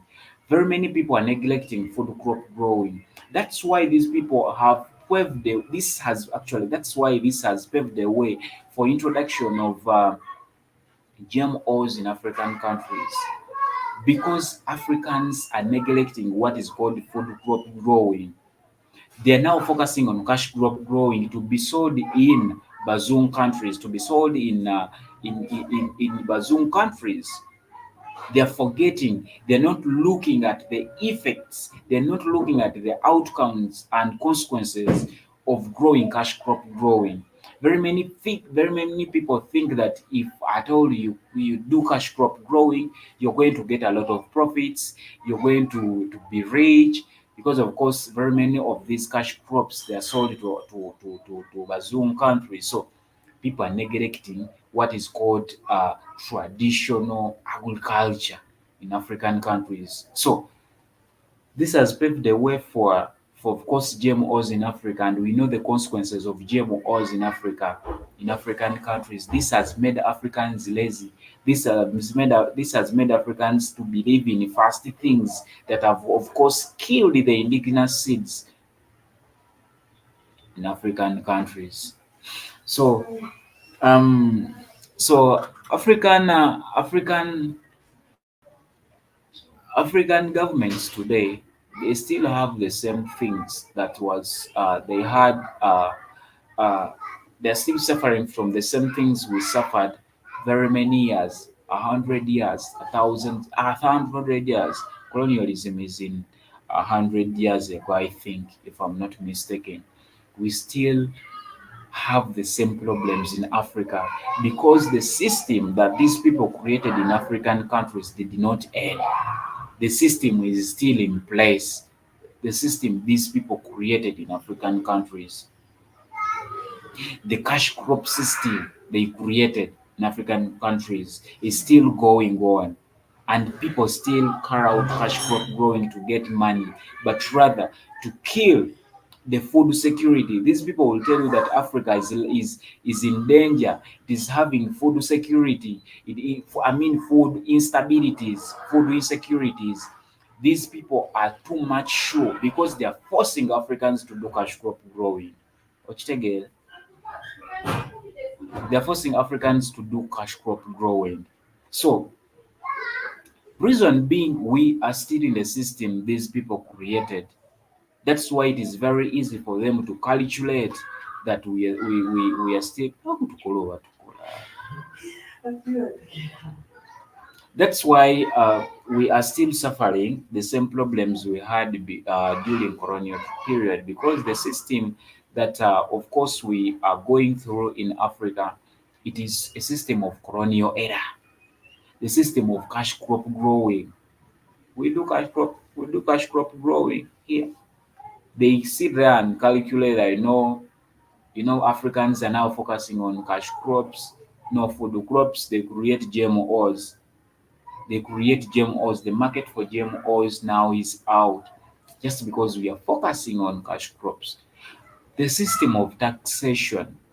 Taxation has not started today. I see very many politicians, very many political analysts. They talk about the high taxes in African countries, not only in African countries, even Europe. They talk about the corruption in African countries. All these are colonial legacy. This is a colonial legacy. People, taxation has not started today. These people, most especially these Germans, these people are so brutal. These Germans were not a joking subject in African countries. They were not joking. I don't know whether how they looked at Africans, what came into their minds when they looked at Africans, for whatever reasons they had in their heads when they looked at Africans, but they were so harsh to Africans. So we see taxation in African countries, creating too many taxes in the benefit of an individual, in the benefit of other people, in benefit. This thing was created by these people before, when Africa was still a virgin. So after these people staying in Africa, after these people using very many Africans, of course they used very many Africans to rule on their behalf. We see these people using indirect rule in very many areas of Africa they were. But this paved the way for taxation and corruption in African countries. So that is how African foundation was destroyed. That is how African political system, or call it political system.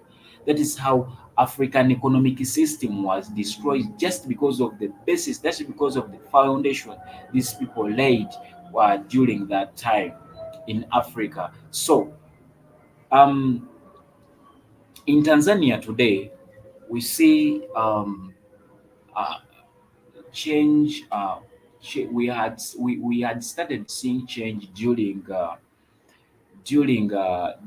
leadership, during the regime of Magufuli. We had started seeing some quick changes in Tanzania, because the guy could believe in whatever he could do whatever he believed in, and the guy, he wasn't so much he had no so much you couldn't convince Magufuli so much when it comes to things that concern Tanzania, because of course he knew that he grew up in Tanzania, was born in Tanzania, so there is no way you could come out like a Muzungu, you convince him about his country. He knows very well, he has grown up into the same country, so he wasn't so much into Bazungu propaganda and influence. Just because reason being this guy saw this guy knew about the actual sites of these people and what they do and what is the end result of after these people influencing you, because of course they have to be if at all you're influenced by Western countries, always talk about this here, that they always bring those strings, they always bring that condition that is heavy. For me, what I'm sure of, uh, Germany, however much it begs Tanzania for forgiveness, there is something that is behind this forgiveness, because these people, it is the way Bazungu categorize Africans to be. They categorize Africans to be poor, that is one. They categorize Africans um, uh, to be uncivilized. They categorize Africans to be literate, stupid. Jangu tukole ali kigenda kulowooza.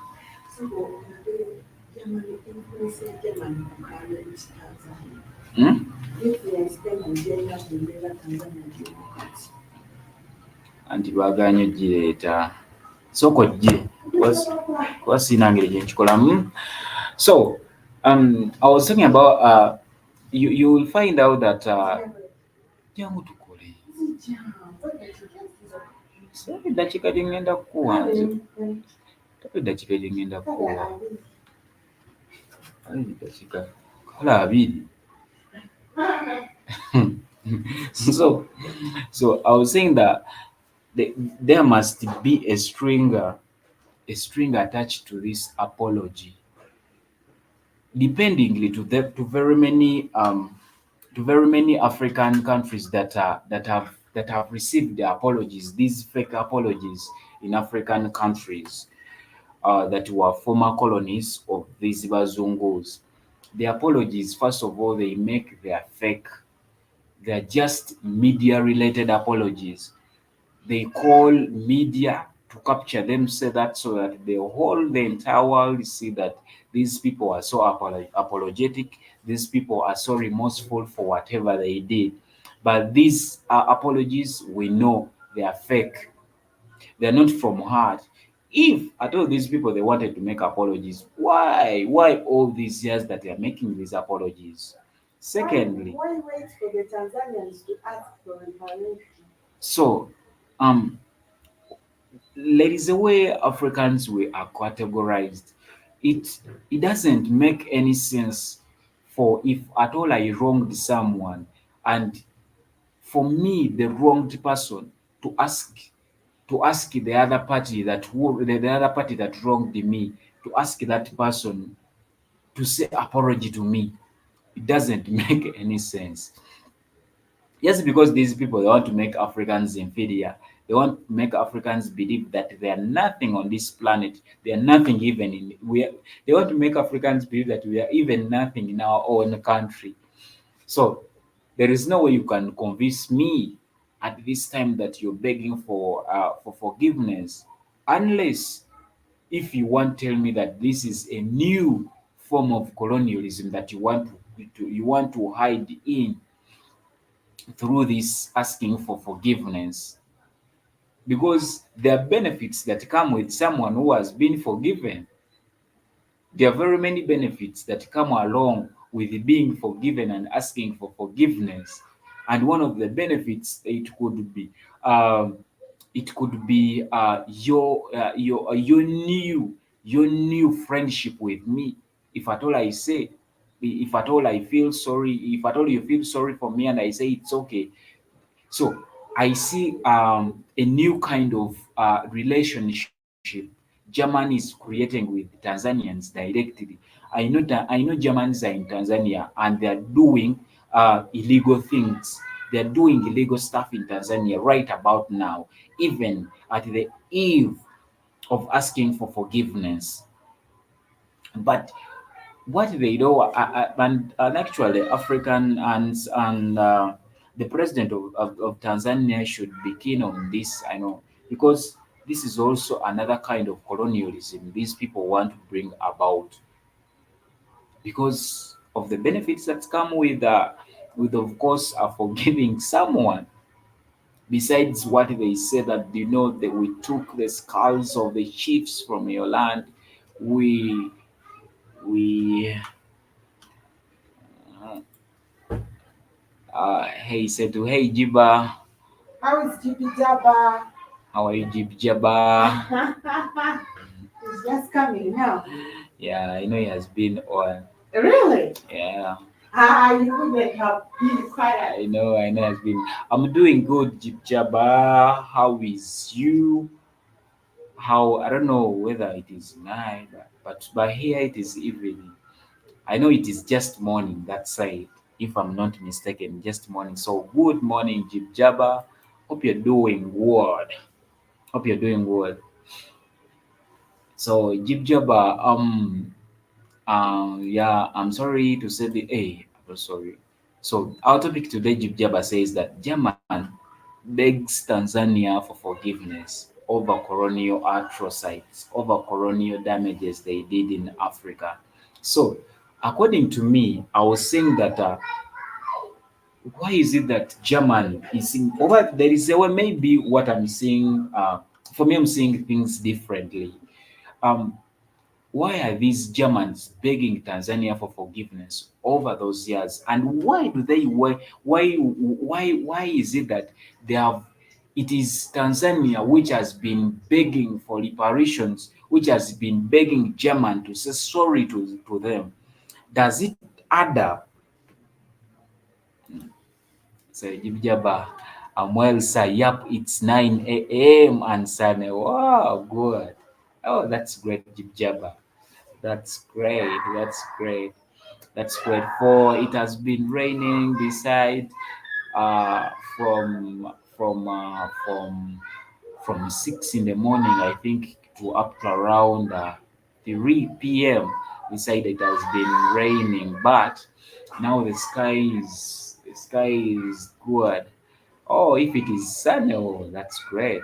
Forgiveness doesn't fill your belly.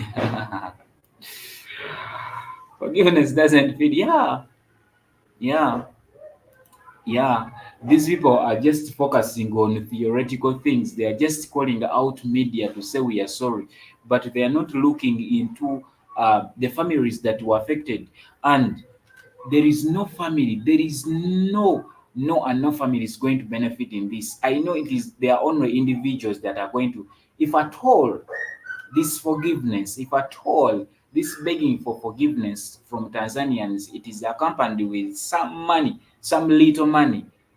These people, the people that are going to benefit in this money, the financial gains they are going to get out of this forgiveness, it is going to benefit individuals in Tanzania. And I know there will be political leaders, all those people that are spearheading this. I know Africans, we are not funny, but those Africans, someone that people that have been spearheading this for German to say forgive, to say we are sorry to Tanzanians, they are the people that are going to gain in this because, of course, they call it lobbying. That what they have lobbied has worked from Costa, German. Yeah, this is true, Jiba. Forgiveness doesn't fill your belly. There is no way you can get satisfied with saying I'm sorry. Sorry for what? People are suffering. You killed the people. You made people suffer. People are malnourished. People have. Yeah, doesn't add up. Doesn't make any sense. Now go to Colonial. How we do that? How do simula? What did this? Huh? Yeah. Sure. Ng'oludde nnyo. Naye nongezezzaako ino mbadde njitutte essaawa. Really? Obudde otwakawera. Enawera zirimu asatu. Don't say that. Asatu mtini abwe. Ate ndi. Zirimu asatu. Endoza tugenda kulaga essaawa bbiri tubaye tukomere. Nakola mutini yakomawo. Chai.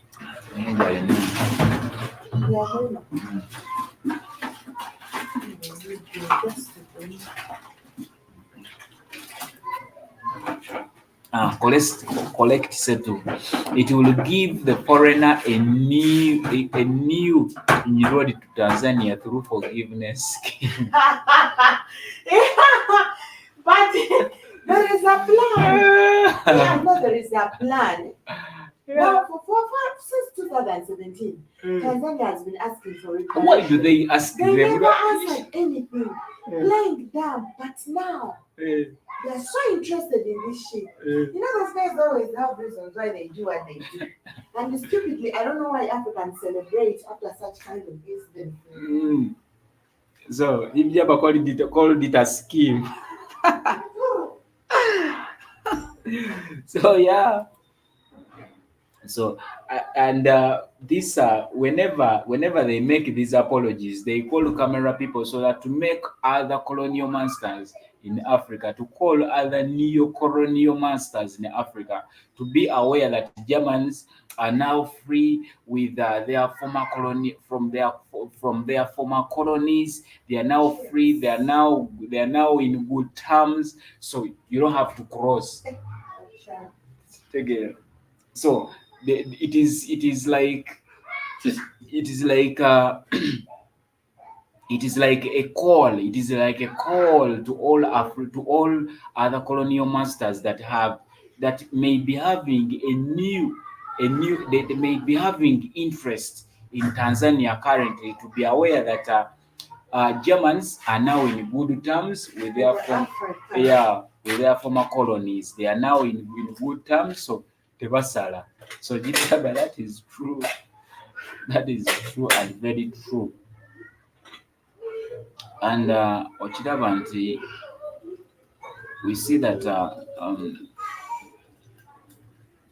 okiraba nti buli we bajja babayaaye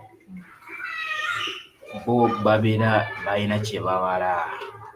Oyinza okwekanga ate ne sente zino, even the money that if at all there are financial gains in this, it is going, no person that was affected is going to get in this. It is only political leaders and a few people. Actually, it might even be a deal of individuals. It may be a deal of individuals that are going to get in this reparations and forgiveness from the Germans. Few individuals that are going to get in this in Tanzania. The Bazungos have much.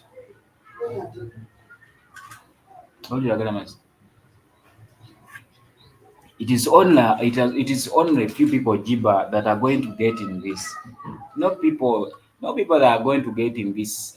People that are affected that are going to get in this forgiveness or what. However, they talked about bringing back the remains of the chiefs. They took that side to German so that they can be buried in a respective manner. These are people that were forcefully taken from Africa. I don't know. I don't know which plan, whatever, whatever plan these people are plotting, but to go back in Tanzania and to make and other people that had, to make Chinese. Let me make it clear. It is just a call to make it clear for Chinese, Russia, USA, and other countries, European countries that have interest in Africa, that Germany is in good terms, and it doesn't need any of those countries to put their influence or their stay in Tanzania. Yeah. Yo. Yabadde naatera weza. Soka ngeri nzija nkukima kyakujja buzine nkusirisa. Abaye nonsirisa. Osirisa ofa. Leka muno.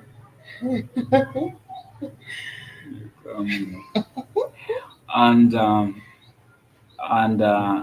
you know, how did Tanzanians get rid of the Germans in German during those days? We saw the Maji Rebellion at the time. So we know that the Maji Rebellion was an armed rebellion of Muslim and East Africans against the German colonial rule. So if at all these people sacrificed their lives to fight for the Germans, together, in fact, this gave Africans morale and confidence to fight all colonial masters after this act. Together. So very many Africans started fighting for these people. But the new leaders we are having today, they're not going back to history.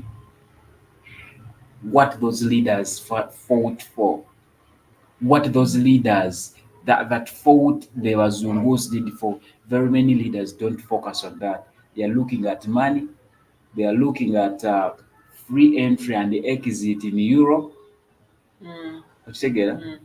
They are looking at areas of investments that are outside Africa. Leaders today, together, they don't have that morale. They don't have that confidence like the leaders that fought for independence during those times. Maria, I saw that steam where our hot Ugandan dinner we got UHL in Pittsburgh. Jimmy Jabba. You're so asleep. Actually, by the time you came, well. We are trying to make something to eat. So yeah, but of course we shall eat after the show. But dinner is ready. Yeah, INNOSSETU, I guess is salivating. Oh, my he's we so nasty. Anyway, so like you were saying, I was listening, as I was cooking dinner. It is very weird how these people now want to come and make the Tanzanians believe that they are sorry for the atrocities they have committed. And for a very long time, of course, Tanzania has been asking for, this, and they have been avoiding and dodging it. To be asked Forget for. about I would only say it would be worthy if they will withdraw their involvement. You understand? I would say, because it is one thing for you to apologize for the exploitation, for the exploitation of resources, the crimes we've committed against the humanity and stuff. I would only believe you're sorry when you say, all right, Tanzania, I'm letting you be. Run your shit. German doesn't want to deal with you in whichever way. If it is for the British, they would say, all right, Uganda, I'm withdrawing. I'm not going to judge. I'm not going to sanction. I'm not going to do shit. Well, that will be the only way I would believe that these people are truly apologetic. But of course, they can't. They have never been sorry in the first place, and I don't think they will ever be sorry, because even of now we still see them. It's not impolite. Just have a napkin ready. We shall. Innocent, do you want to eat? Gambira no no. Number. Njagala.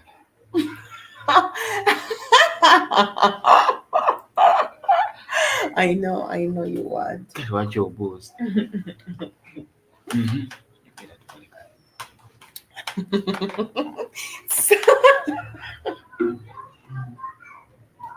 It is Ginger who is staring. You are telling me now that it is hungry. You are talking about food and Innocent is getting hungry. And yet we had already made our plans. Mboko and eat. You are going to go home on Yampi. No, not Kuda. Tewali Kuda. So, the Germans, and not only the Germans actually, we've had different, African countries asking for reparations. We've seen Uganda asking the British for reparation for killing a thousands and a thousands of a specific ethnic tribe in Uganda. We've seen the same story go down to the southern part of Africa, and the story continues. Um, and we have not seen anything really practical. And I know now that German is trying, like you said, it is trying to send a signal. It's like a dog, and African dogs know how to mark their territories. And I know it's also when it comes to wild animals, lion do the same. They mark their territories. So I feel like this. I don't want to mention that name before YouTube says I'm cursing. They are trying to do the same. So, like you were saying, they are sending signals. They are sending signals, and I know they want to involve a lot with the Africa's, of course, leadership, the Africa's economical structures. For centuries, when we talk about um, the involvement of the colonial masters in Africa, other Africans will disagree. Don't talk about shit. That is in the past. We are living in the present. Don't stick to the past. Move on and things like that. But we can never talk about Africa's present and future without actually mentioning those people, because they have shaped the entire African system to what they wanted. They have shaped us that we no longer even believe in the Africans. We have got a lot that is going on. We have got trauma. We have people who have been displaced with, and we have got tribalism right now. We have got a sense of the boundaries that they created. So you cannot escape talking about the colonialism. You cannot escape talking about the exploitation they have done, even until now, to the point that they have become so greedy that they are willing to give up everything to protect what they have here, which is apparently not theirs. So we have seen how the French people have. Yesterday we were talking about the French and what they are doing in Niger. So you even have the audacity. So apparently Africans are not human beings, or don't we have the right? So you even have the audacity to warn Niger, like, really? So they feel like they have that power. You have the audacity to stand up and say, Uganda, I'm saying you shouldn't do shit. Who said that? Who wakes up one time and start asking these people not to do what they are doing? Who wakes up and of course, dictates what they are supposed to do in their own countries? So we are having leaders who are not leaders, really. So we cannot. Every African who complains about us talking about the past is an idiot one who doesn't see the situation we are living in. We are still living in the past. There is no change. So apparently, I don't know. I saw a picture of the president, of course, of Tanzania. She was standing together with the German delegates, I guess, trying to take some pictures for news covers to show that we are together. We are together. I don't know why that woman is even doing that.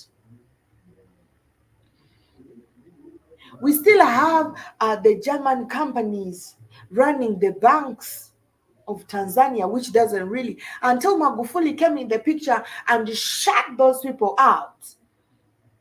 Now I feel like this woman is about to bring them back. Because there is no way they would make new treaties without apologizing. The apology people have been asking since 2017. So they know very well that if we want to do treaties now that Magufuli is gone, we should come with that image that now we have accepted, we are apologizing, and now you see Tanzania, German is going to do shit, is going to do this. We know that. You were talking about, like, you were asking, like, why did they take the skulls of the chiefs? You know, this is how barbaric these animals are. Because they killed, first of all, the chiefs. They would kill chiefs who are leading the communities. They take their skulls.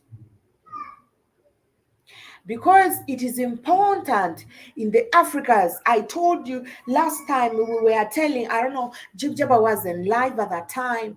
Some people weren't live at that time. I was trying to talk about the kingship and how people were sculpturing their seats. And when you die, they get the seat, they color it, and they put it in your ancestral shrine.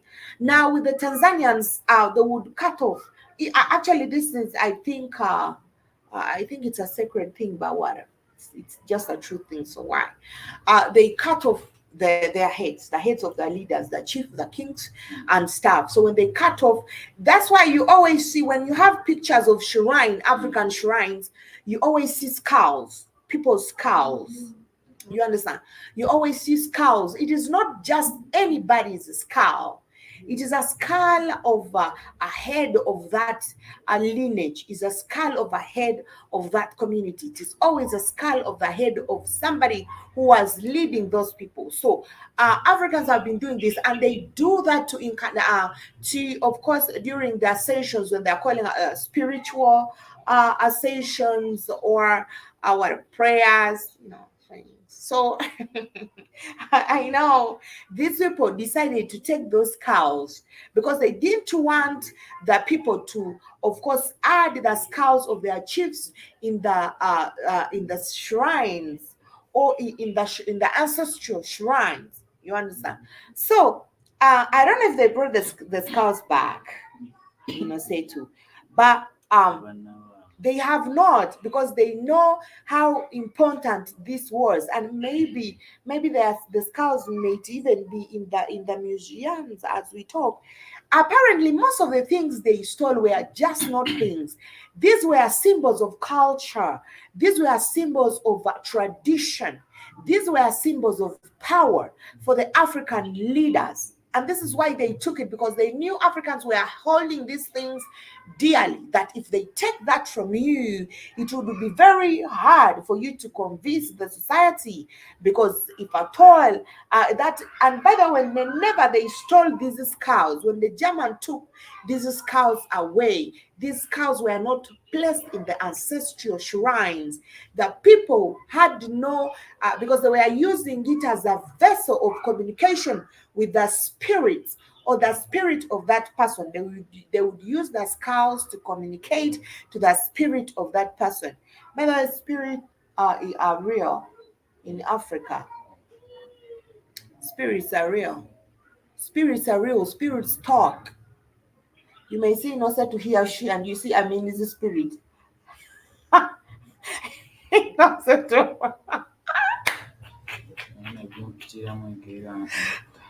What?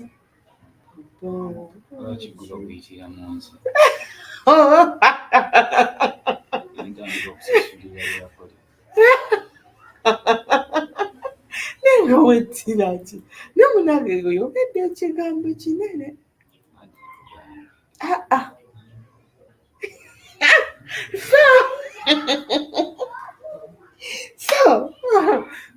reasons why they would take those skulls away. Past affects the present. Past affects the present, which influences the future. Not knowing history, you will repeat past mistakes and will be like the hamster on the wheel going nowhere. Bio-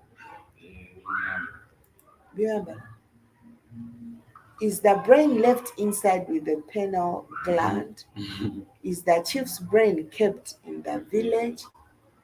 Yeah, the entire head and everything, the brain and everything, they are always kept in the ancestral shrine. Even the next chief that comes, they will still take the same thing. So that's why when you usually see the African shrines, you see some skulls. Some people don't really know the essence of those skulls appearing. Okay, but you better go along. Ebigatto Eh, kings in my culture babajjako emitwe abaafudde. yeah,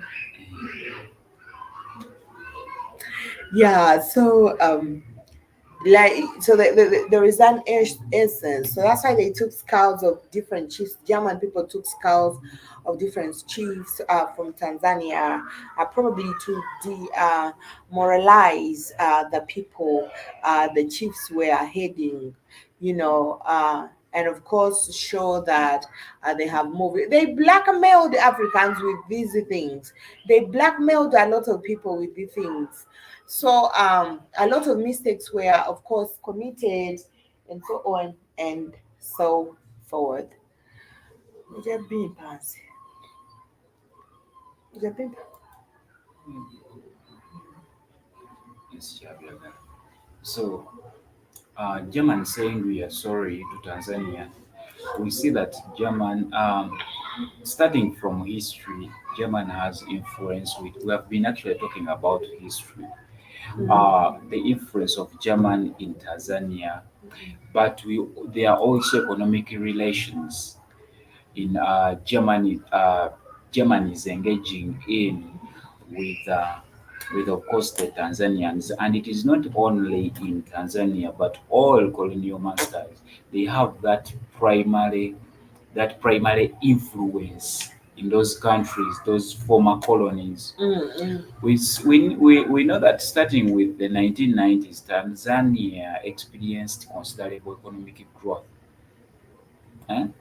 And that became the greater interest of the German, I Business guess. community. Ha, bikaya byo biraba. Mm, After all that time, byaja mu 1990s. mm, mm. Hear that? And we know that German chambers of commerce abroad opened an office in Dar es Salaam, Tanzania. The Mm. joint trade volume in 2021 was just under 236 million euros. So the German exports to Tanzania mainly machinery, chemical products, foodstuffs, in the return of imports like beverages, tobacco, raw materials, and foodstuffs from the country. Among others, Yeah, there are and many. sorry, yeah. And now you can see where we So are so standing. they can never leave you. They still have that influence. Besides this, but there is that behind what that behind way of cooperating with Tanzania. Kitegeere, kyengamba nti it is very hard for very many African countries because the leaders we are having today, they don't have those nationalistic Mm. feelings. The leaders that led us to independence, the leaders that fought for independence in Africans had. Mm. Kitegeera? Mm. So we know that uh, So you're none. uh, we know that Germany is having a relation. There is a relationship already. Yeah, yeah, yeah. And America. Yeah, there is that relationship, but it's trying to polish on the relationship. To Mm. polish on the relationship. Lwaki Mm. abaddugavu tetuyiga? Why Uh, don't we uh, learn? they've always okay. Mm, German has had a partnership. mm, They have been doing the washing thousands of native machinery, skulls bio. and have been sued regularly to return by indigenous groups. Yeah,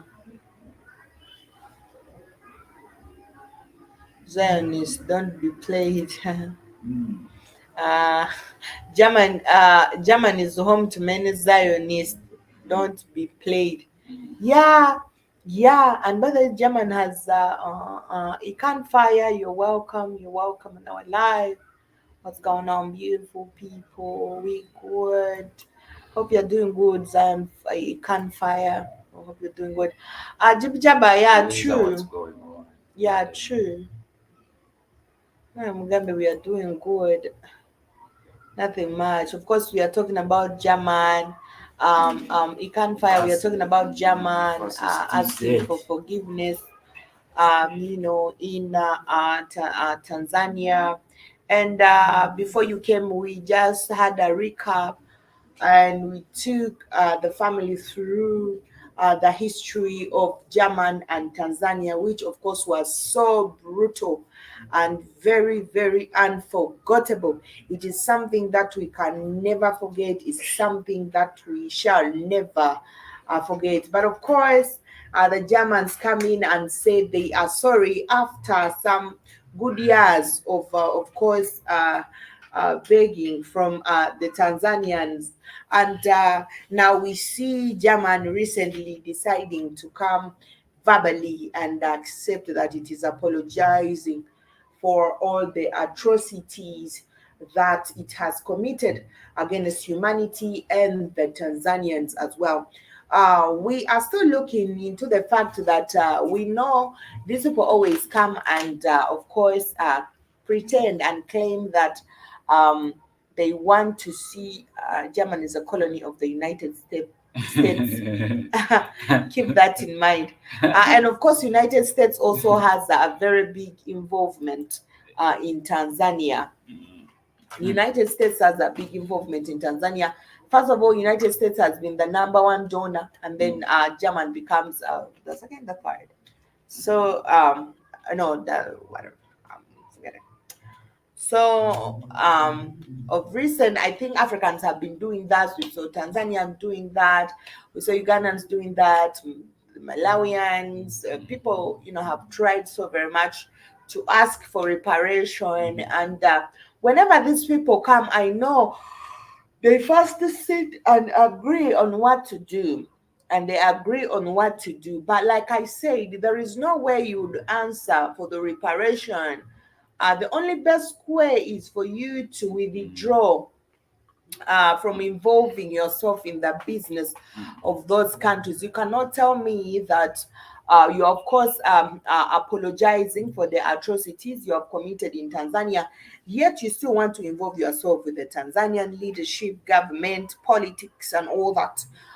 You still want to dictate what Tanzania is going to do. You want to decide for them what they're going to do, what they're going to plant, what they're going to import, export, and stuff like that. So, and also go ahead and sanction their trade and stuff like that. So, the only way for you to show us you're sorry is to redo.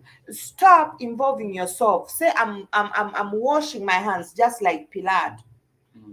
Pilate washed his hand and gave it to Jesus.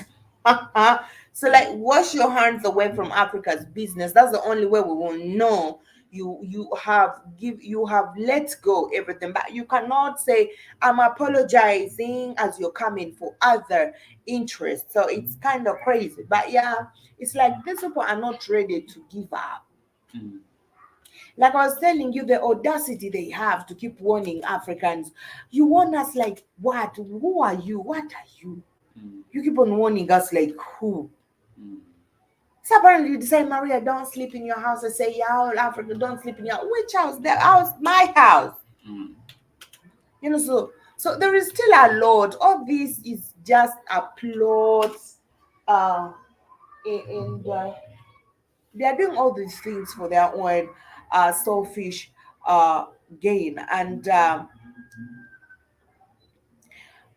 we know that as by the way, Tanzania was called German East Africa. Germans, I think that the time the British came and took over Tanzania, Germans felt a huge blow.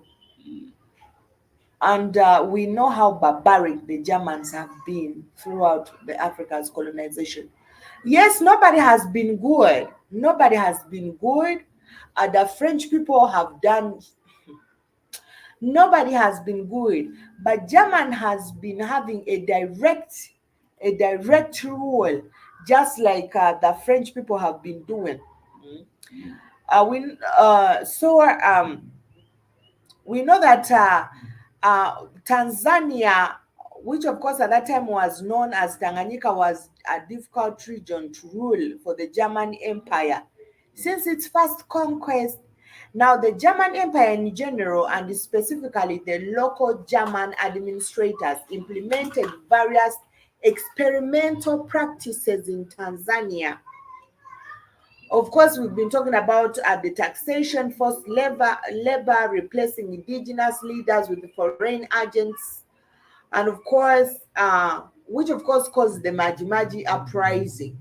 The Maji war that took place, that existed in Tanzania for apparently 2 years. Now, everyone would be asking why Maji? Why Maji? The word Maji is a Swahili word to mean water. And these people had believed that they had gone to an African priest that had told them, when you smear your body with this water, you will not be hit by bullets. So Maji warriors, and that's why they called it Maji actually, because of the water they were using to protect themselves with. So the Maji warriors, the Maji war took place throughout for 2 good years, and until um, Germany is an arm of America but cannot act without its consent. Kitegeera? Germany is an arm of America. They Mm. cannot act without its consent. These people, I mean, the West, are teaming up against us Africans, and we don't want to create our own team Black Africans. Now, this the reason it's not like it can fire. Yes, we do not. People don't want to team up. Africans don't want to unite and, of course, protect what is rightfully theirs. Because these people planted seeds. When they were claiming that they are leaving Africa, they left seeds. And these seeds are the fruits we are having now. The tribalism, of course, the issues of ethnic Religion. religion, politics, the democracy bullshit, and their language, the education system that doesn't decide, that doesn't teach us, how to do the right things. Everything that, of course, that those were the seeds they left back. It's going to be so hard for us as African people to stand up and overcome this if we still feed on the same seeds, if we still stick on the same culture they left here, if we still stick on their rules, if we still have the same education system that I introduced, if we still believe in the same religion that I introduced down here, if we still have democracy as their kind of leadership or government, if we do not revise, if we do not reconsider all these systems, I don't see us coming together as Africans, by the way, because all these aspects still divide us mentally, physically. Everything about us is so divided. Okay, so Africans created holy water. You can make this up. You can't make this up. Seeds of dysfunction. Yes, Jibby Jabba. They had that water that they would smear and the bullets would backfire. so so yes, Jibjaba, we can call that holy water. And it's true, the seeds of dysfunctions were left down in Africa, and until we let that kind of thing go, I don't see Africa uniting. Yep, it will take at least 3 generations if we start today. Shagade? True. woman. Yeah, true. You let go religion, you let go democracy, you let go the education system, church Education system, and tribe. tribalism. Yeah. Or their language, the demarcation. The Demarcation. demarcations. Because if we let go the demarcations, using one common language, we don't need to break because it may be hard. Using one common language as one is breaking the boundaries. We don't need any physical breaking. One common language is enough to break all these boundaries of the boundaries of border, the demarcation that they created during the day of the during the period of the scramble and partition. Using one common language is the only way we can break this. You understand? But of course, until we put these seeds on fire, it can't fire. I don't see Africans uniting to fight for what is rightfully ours.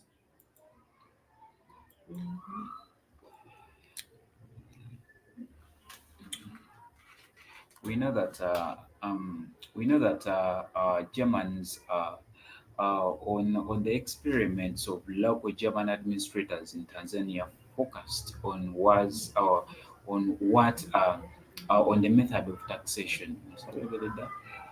Once taxation had entered into force, it proved another resource that Germans would use to demonstrate strength towards the local population. Salt and gun tax was initially imposed, triggering the Great Deal and displeasure among the local population. Those are, you see the history of taxation in Africa. Kyokka n'omunnyo n'oguteekako takisi abantu balya ebbiri. You see how Enjala ekuluma bannange. mwana tengamba togamba nekombe. You see the history. You see how classes are created in African societies. You see how now classes, how people are divided, because of course these people they created a taxation. You know what comes out of taxation. Creation of classes, because there are some people that are going to gain in this. However, the profits were taken. All these taxes were taken back to German by then. But this created a legacy of this in Tanzania. And not only in Tanzania, in very many African countries. We are now enjoying, we are now feeding on the colonial legacy, the taxes we see in African countries. We are now swimming in the legacy of the legacy of colonialism. The Germans, the British, the French brought in African countries.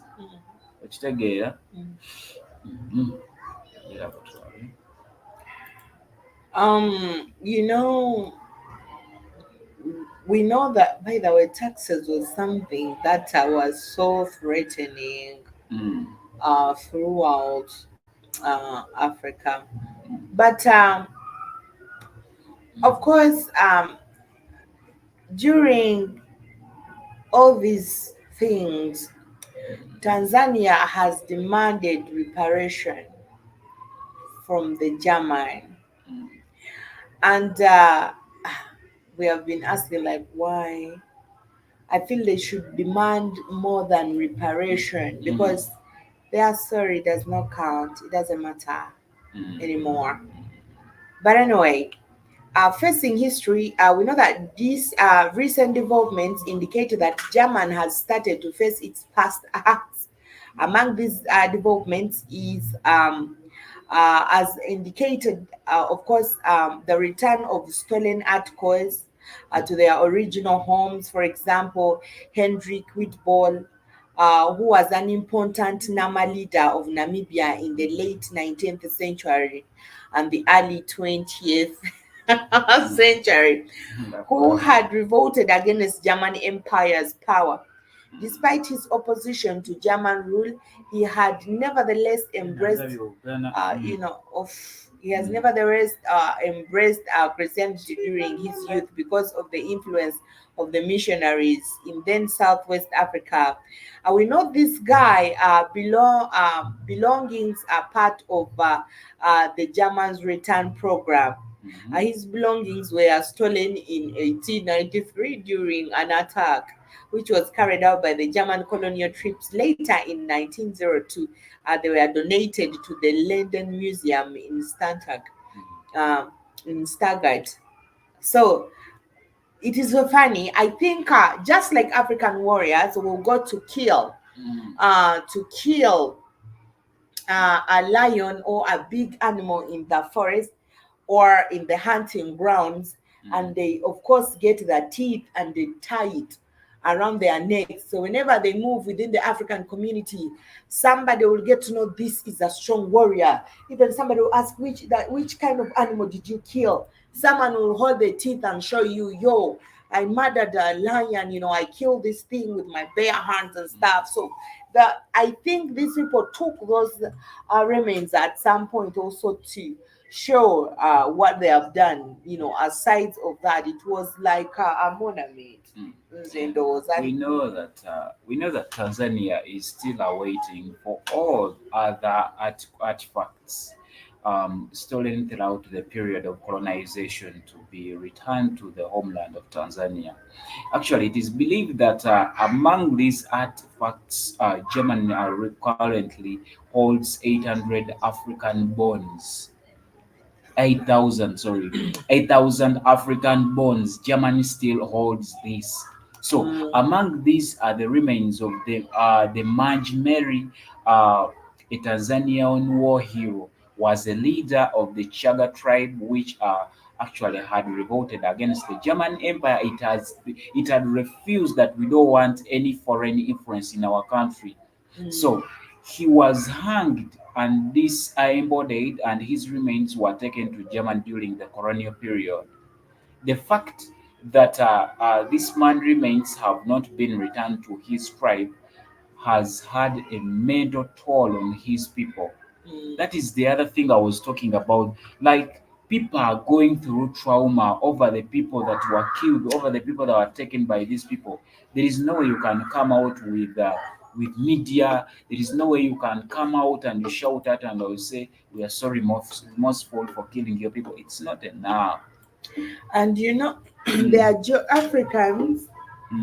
Either their people believe their season change, everything about them changed because they took Mangi Meli's remains. Um, there is as when we talk about Africa's spirituality, because now this is connected to Africa's spirituality, someone will look at it and feel like it's a comment or drama and feel like it's not true, but shit is true, really. There is someone who dies and you bury them in a wrong place and you will never have peace until you fetch that person wherever you've buried them and brought them to the ancestral land. Some Africans even get to know that their children have died from outside Africa because of how the reactions they will be having within the entire family. They would know that something is not right. So if these people, if they said since they took the Mangi Meli's remains, there has not, and they have not properly buried the person, a lot has been going on, and I cannot deny that because I've seen what African spirits are doing. So I know the impact these people knew. Whenever they took the remains, they knew how important the remains of African leaders were to the people they lead. So they knew if they took this away, it would be it would lay an havoc, and also there is a way it would demoralize. It would break these people down, that they would lose hope. Because it was very important in Africa to bury your person. All right, to know that this person was buried here. All right, so they just take somebody, and it caused a lot of confusion, and people were so broken. And I know these were tactics also. They were tactics because they knew that strength these things held in the lives and the existence of their people.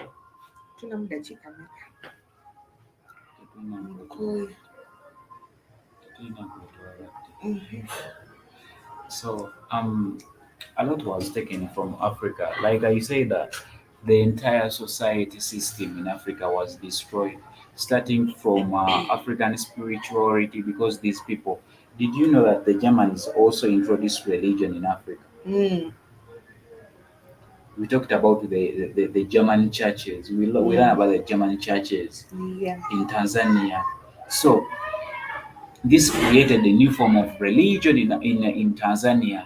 So when we see that the Chaga people are crying out for the remains of their ancestors, that actually they say that their ancestors weren't buried with respect in their lands. That's why they are lacking rains in their areas. Because African religion is based on spirituality, we believe in spirits of our ancestors that lived before us, and they had a great impact in what we are living today. So these people, they just disrespected everything. They just killed people anyhowly and took to German. Why was it necessary to take over 8,000 people from Africa, take them to Germany? Hmm. Over. And by the Germans, before even these missionaries came, the Germans are the ones who introduced religion in Mm, Tanzania. mm, The German missionaries, of course, who represented various Christian domination, arrived in German East Africa with the goal of spreading Christianity among the local population. They established mission stations and schools to promote their religious teachers. Now, the mission stations served as hubs for religious and educational activities. Missionaries set up schools, churches, and medical facilities in these stations, providing services that often gained local interest. Other people. And of course, you see, the Germans, remember that after the World War One, the British came and took over Tanzania from German. Segeda. And it became the British territory. But even with that, these people had spread religion. Oshegeda. They had spread religion and they were camouflaging it in Osibabi. But at the end of that day, they had to show who they really are. They put religion aside and they started killing Tanzanians. They started killing Tanzanians, and that was the height of it all. After introducing religion and again showing their true color, it was the height of everything. Now Tanzanians, could not believe in the German people anymore. So the British, of course, came in the picture and they took over control. Wait, check it out. Hmm, okay. we know that the river of healthcare to rural areas of underdeveloped countries today is the subject of much discussion, and the last 3 decades has been the object of many programs, few of them successful. So we know that the important because many people in the third world, what they call third world countries, very many people in Africa still labor under heavy burden of chronic and debilitation of diseases. And because most of them live in rural areas, the fact that globally death rates are falling and population of increasing thought indicate improvement in health, which is apparent occurred in spite of the slow development and fault functioning of the health service network. The failures of rural health service programs have rarely been analyzed, and theoretical assumptions on the programs rest not to be elucidated. So, public health administrations lacks a body of theory and productive tools to steal in Africa. We see that. Um, I say that we look at the diseases we have today. Last week tunavuga on Eh, jirani. eh, Mm, video phone. mwene kitegeeza bwe twagamba ebbiri waliwo twagamba amasannyalaze mwene onzija kumulamu agenda kunvuga ikani agenda ngatakuvumiriza kubeera nyuma y'okubeera ngakuvumira ejja kunvu ngakuvumira ngakuvumira like I talked about I talked about the diseases, the outcome of diseases in Africa. These people have squeezed Africa too much in everything, in every aspect of life. Okitegeera?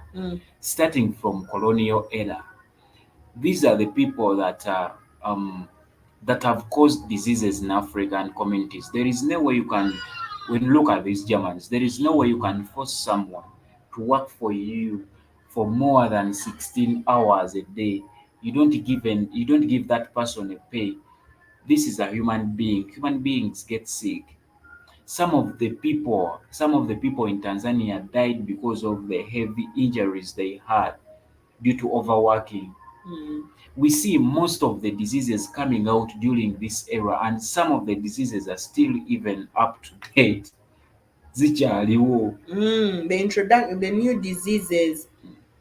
Of course, you know that the arrival of European colonialists in Africa brought new diseases to which local population had little or no immunity. Diseases like smallpox, measles, and influenza, of course, which were prevalent in Europe.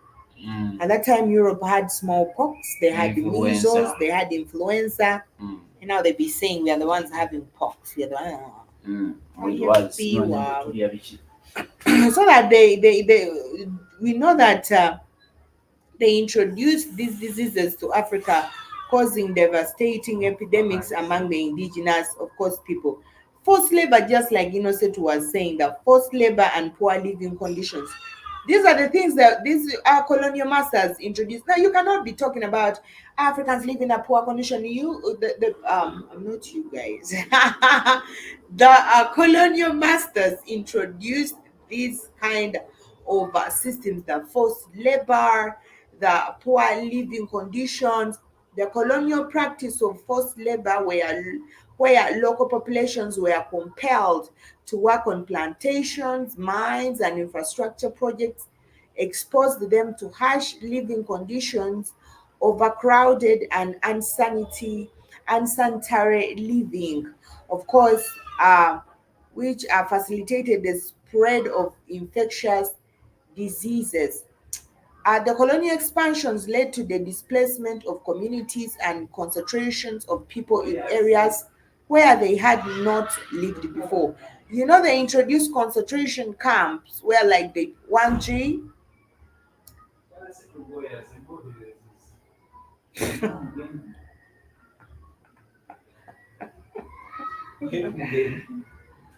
Ndikolanga naawe nakugamba nti buli lunaku mu wiiki emu nkolamu nakugamba mu wiiki emu mba nkola volongoto.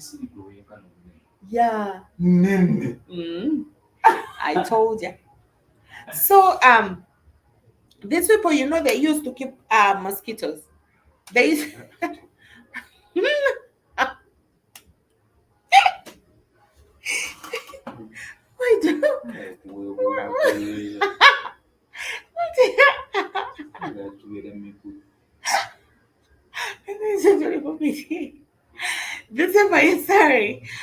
These people used to keep Africans in concentration camps. Of course, and these camps were always crowded. And of course, they were tortured in the concentration camps. You know, this has been a technique that Germans, of course, been using on Africans for a very long time. So, alloy, these concentration camps came with a lot. Diseases, poor hygiene, physical abuse, the rape, and so on and so forth. Of course, they also introduced issues of malnutrition and famine. The imposition, like we are talking of cash crops, for the export by colonial powers often disrupted local food production system. There is no way Africans will be able to provide food when they are concentrating on growing of cash crops. And this was a must. Every family was supposed to grow cash crops. It was by force that you grew cash crops. So the cash crops are things that you cannot eat. You cannot be eating tea, you cannot eat coffee, you cannot eat cotton. But they made it as a mandate, it was mandatory for all Africans. All, and this wasn't only for the German people, even the British people did this. You were supposed to grow cash crops and give these cash crops to the German or the colonial masters at a free cost. You were supposed, if you wanted to leave, if you wanted your family to leave, you were supposed to grow these cash crops in your farmlands in order for them to, of course, import this in their to export this in their family homes. That's in Germans, Britain, and this compiled, of course, with the exploitative economic practices which contributed to malnutrition and famine, weakening immune systems and making populations more skeptical to diseases. Uh, a lot of people, by the way, died. Mothers started dying giving birth because of lack of food. Babies started dying. Of course, men were taken away from homes to go, and of course, The Belgians put the Congolese on an island to die after abusing them. that's okay. The Belgians. Put Congolese on an island to die after abusing them. But the Belgians, ngana tebali bangola, the other guy Era be German. used to cut a village. German. Ababirigi. Ababirigi rere. Ah, yes. The Belgians anti kibuga kyabwe beebonayo era sibeebo. And yeah, like Jibjaba was saying, during the colonial era in the Congo, which was under Belgian rule under King Leopold II, there were instances of extreme and brutal practices during reports of Congolese people being subjected to harsh conditions on islands. And one, of course, notable is the use of the Putumayo rubber camps, where forced labor was employed to extract rubber from the wild. This is what Jabba was talking about, asking. The condition in these camps were deplorable, with workers facing extreme violence, forced labor, and systematic abuse. Many Congolese workers who rebelled or failed to meet rubber production were subjected to brutal punishments. Uh, some were, of course, exiled to remove or to remote islands, and of course, some faced harsh environmental problems, isolation, and often death due to exposure of diseases. And of course, we know that the mistreatment of the Congolese people during that period is considered one of the darkest chapters in the history of the European colonialism. King Leopold II exploited Congo, and this resulted to insignificant suffering and loss of life, and it was a major factor leading to international condemnation of reforms in the early 20th centuries. We know King Leopold, he was a very barbaric idiot. Ate ono guy naye ali mu Kirimaani, kitegeera, Belgium mu kibuga kya Germany, so kiri.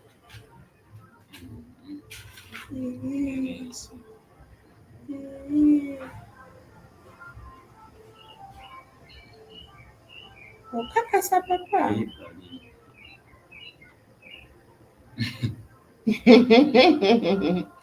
Ngaji noje. Bali.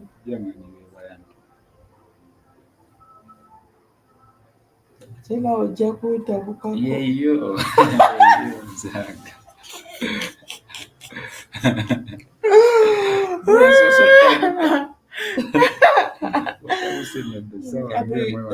Genezigale wansi. Do it from inside. Do it from inside because we usually forget. Please. Do it. Do it. Thank you. Rubber and sugarcane plantation are some of the worst. Yeah, actually, these people, I wonder why they think they have the. But honestly, it is not like I'm. I don't like usually love to ponder a lot on these things, jibijaba, because I'm never the same. When I ponder a lot on this, Africans we have never committed crimes on people. I don't know why people think they have the audacity. I don't know why people think it is Africa that everyone should have.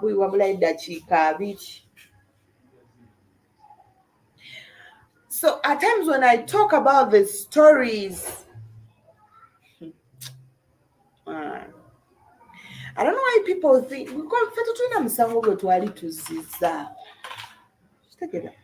we have never committed crimes. All we did, I think, is what we still do even now. The hospitality, the kindness, the generosity, And that kind of nature that Africans have is the reason why we experienced all that. We never went at war. We had Africans who were rich. They would move all over the world. They never wanted to take what wasn't theirs. Africans were, throughout history, Africans have been satisfied of what they have. They have never been greedy for what is not theirs. But apparently, it's like everyone is so greedy. To the point that people were ready to exterminate the entire African population from the surface of the earth through massacres, through chemical poison, through a lot, and that's these plans are still continuing. They are still existing. They are still continuing. They are doing this. I don't know why even they come and apologize when they are still carrying out this. Africa's lifespan was reduced. People would live even 100 something years when they are still strong. People were living for a very long time. Life has been reduced 65, 45, 70, 75. That was an African. A 75-year-old person was even still strong in Africa. So apparently chukatulabe commenting and going jogaba kigali apo yoli mukusamba wansi obadde oli mukutambula wansi. Sorry.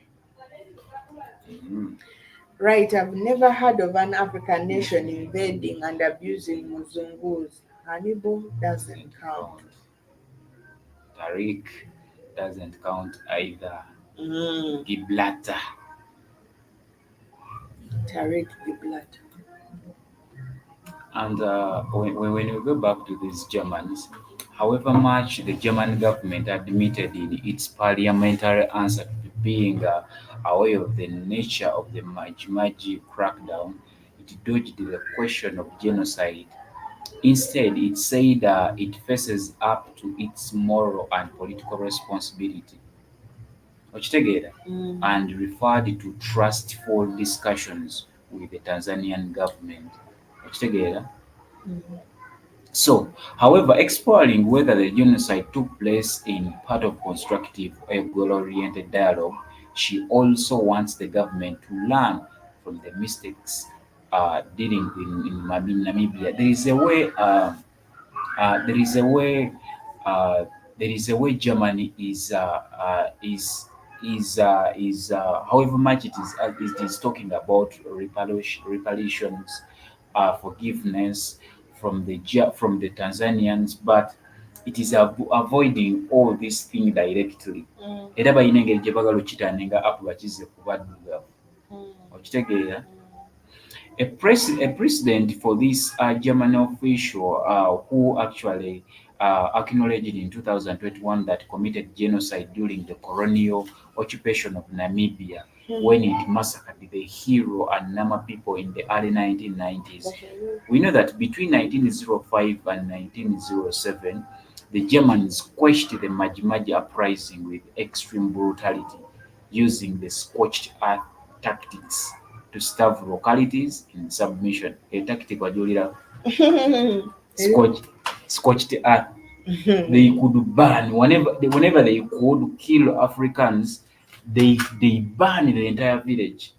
Kitegeeza bwe tebakiddawo kubeerawo bantu. That is the earth scorched policy. So it is thought that some people died, thousands of people died from cases of including battle deaths, livestock and food confiscation, and subsequent disease and malnutrition. Abantu bano. Mm. Those are the Germans. Scrolling wansi tugira tulaba. Hmm? Scrolling wansi tulaba. Wansi tewaliyo kiriyo wawedde. Kyali tulaba eddakiika. Oh, amina. Gundi alina kyagamba jibijabu. Wawedde.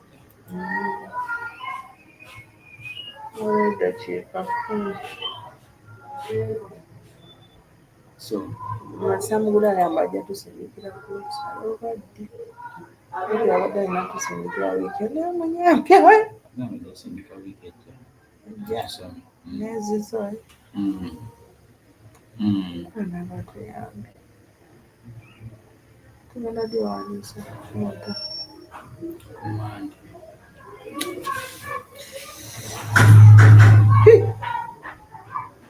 What is that?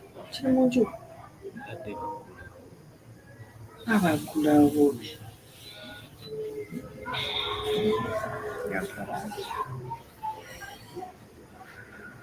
So, talking on reparations, since Tulire wano eweeru.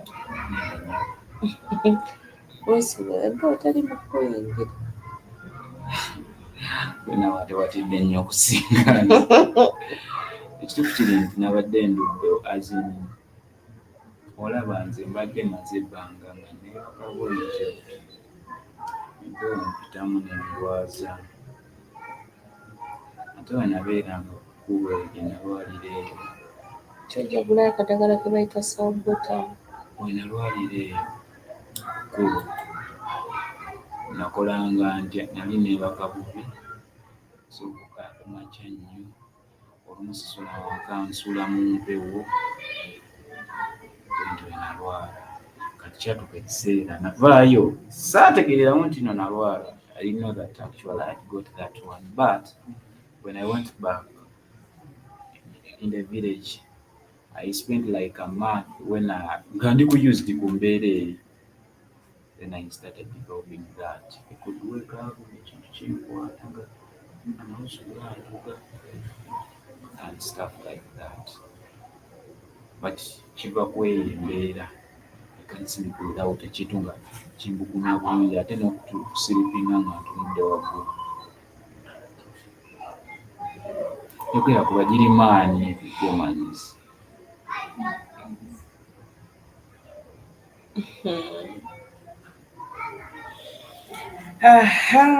That is terrible. It's a terrible story. Nze omukazi simutegeera olwo sijja mwogerako nnyo kuba mukulu ate wano e Uganda si wala. She can't do a thing. She's a puppet. So currently the Germans bo bagamba nti around 200 skulls will be returned to Tanzania as more than 900 to Rwanda, which along with Burundi and small parts of the northern Mozambique made up German East Africa, right? So we know that decades of colonial amnesia and the refusal to take colonialism, colonial violence, colonial crimes, and injustices seriously happened in Africa. Germany focuses on an area of museums and art. It returns objects, you know. So, what it wants to avoid is recognizing the structural racist nature of colonialism, such as because it raises very fundamental question about reparations and apologies. Okitegeera?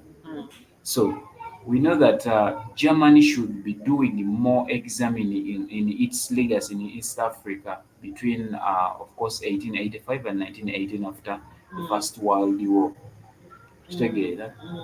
So African states must try to sit out political and legal processing of colonial crimes, which most of the Africans are not doing today.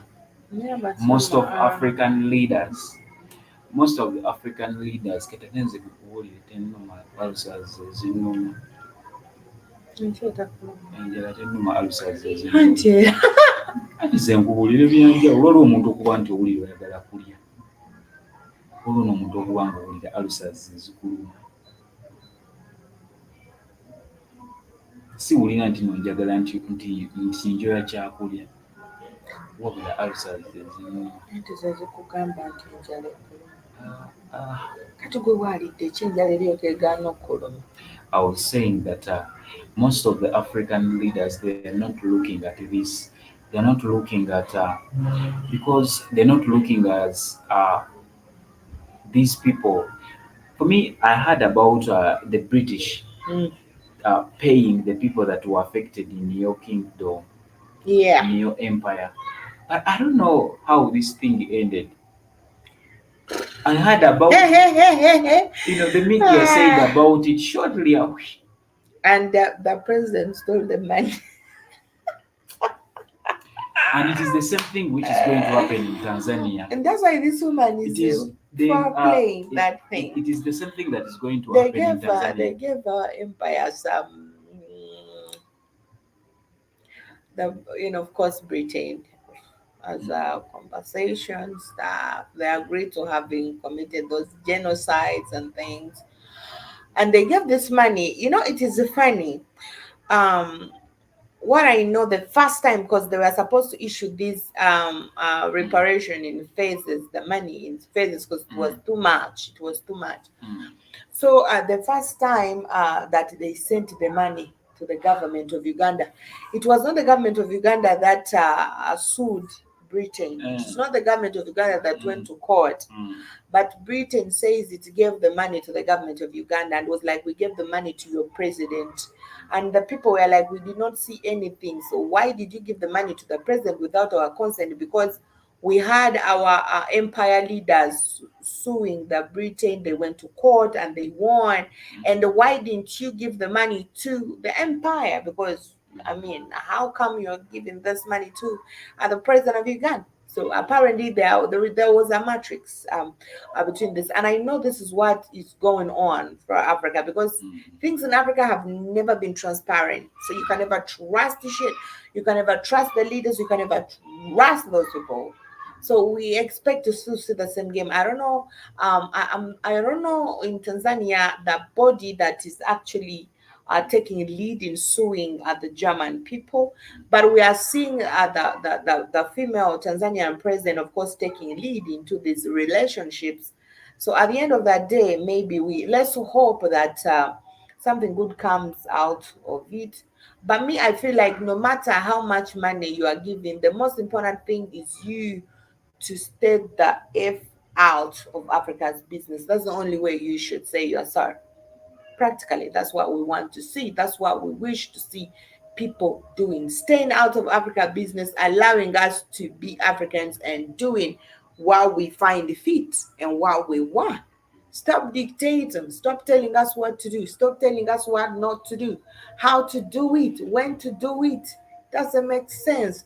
You cannot say sorry when you're still involving in these businesses 100%. But of course, tugende, tuzowa. Yes. Of course, Obanyo Ewom Yakaja, but thank you so much for those who have been with us throughout this time. Thank you so much, Jibi Jaba. Thank you so much, Ikan Fire. And all the silent majorities who are always silent, listening in and not saying anything. Thank you so much.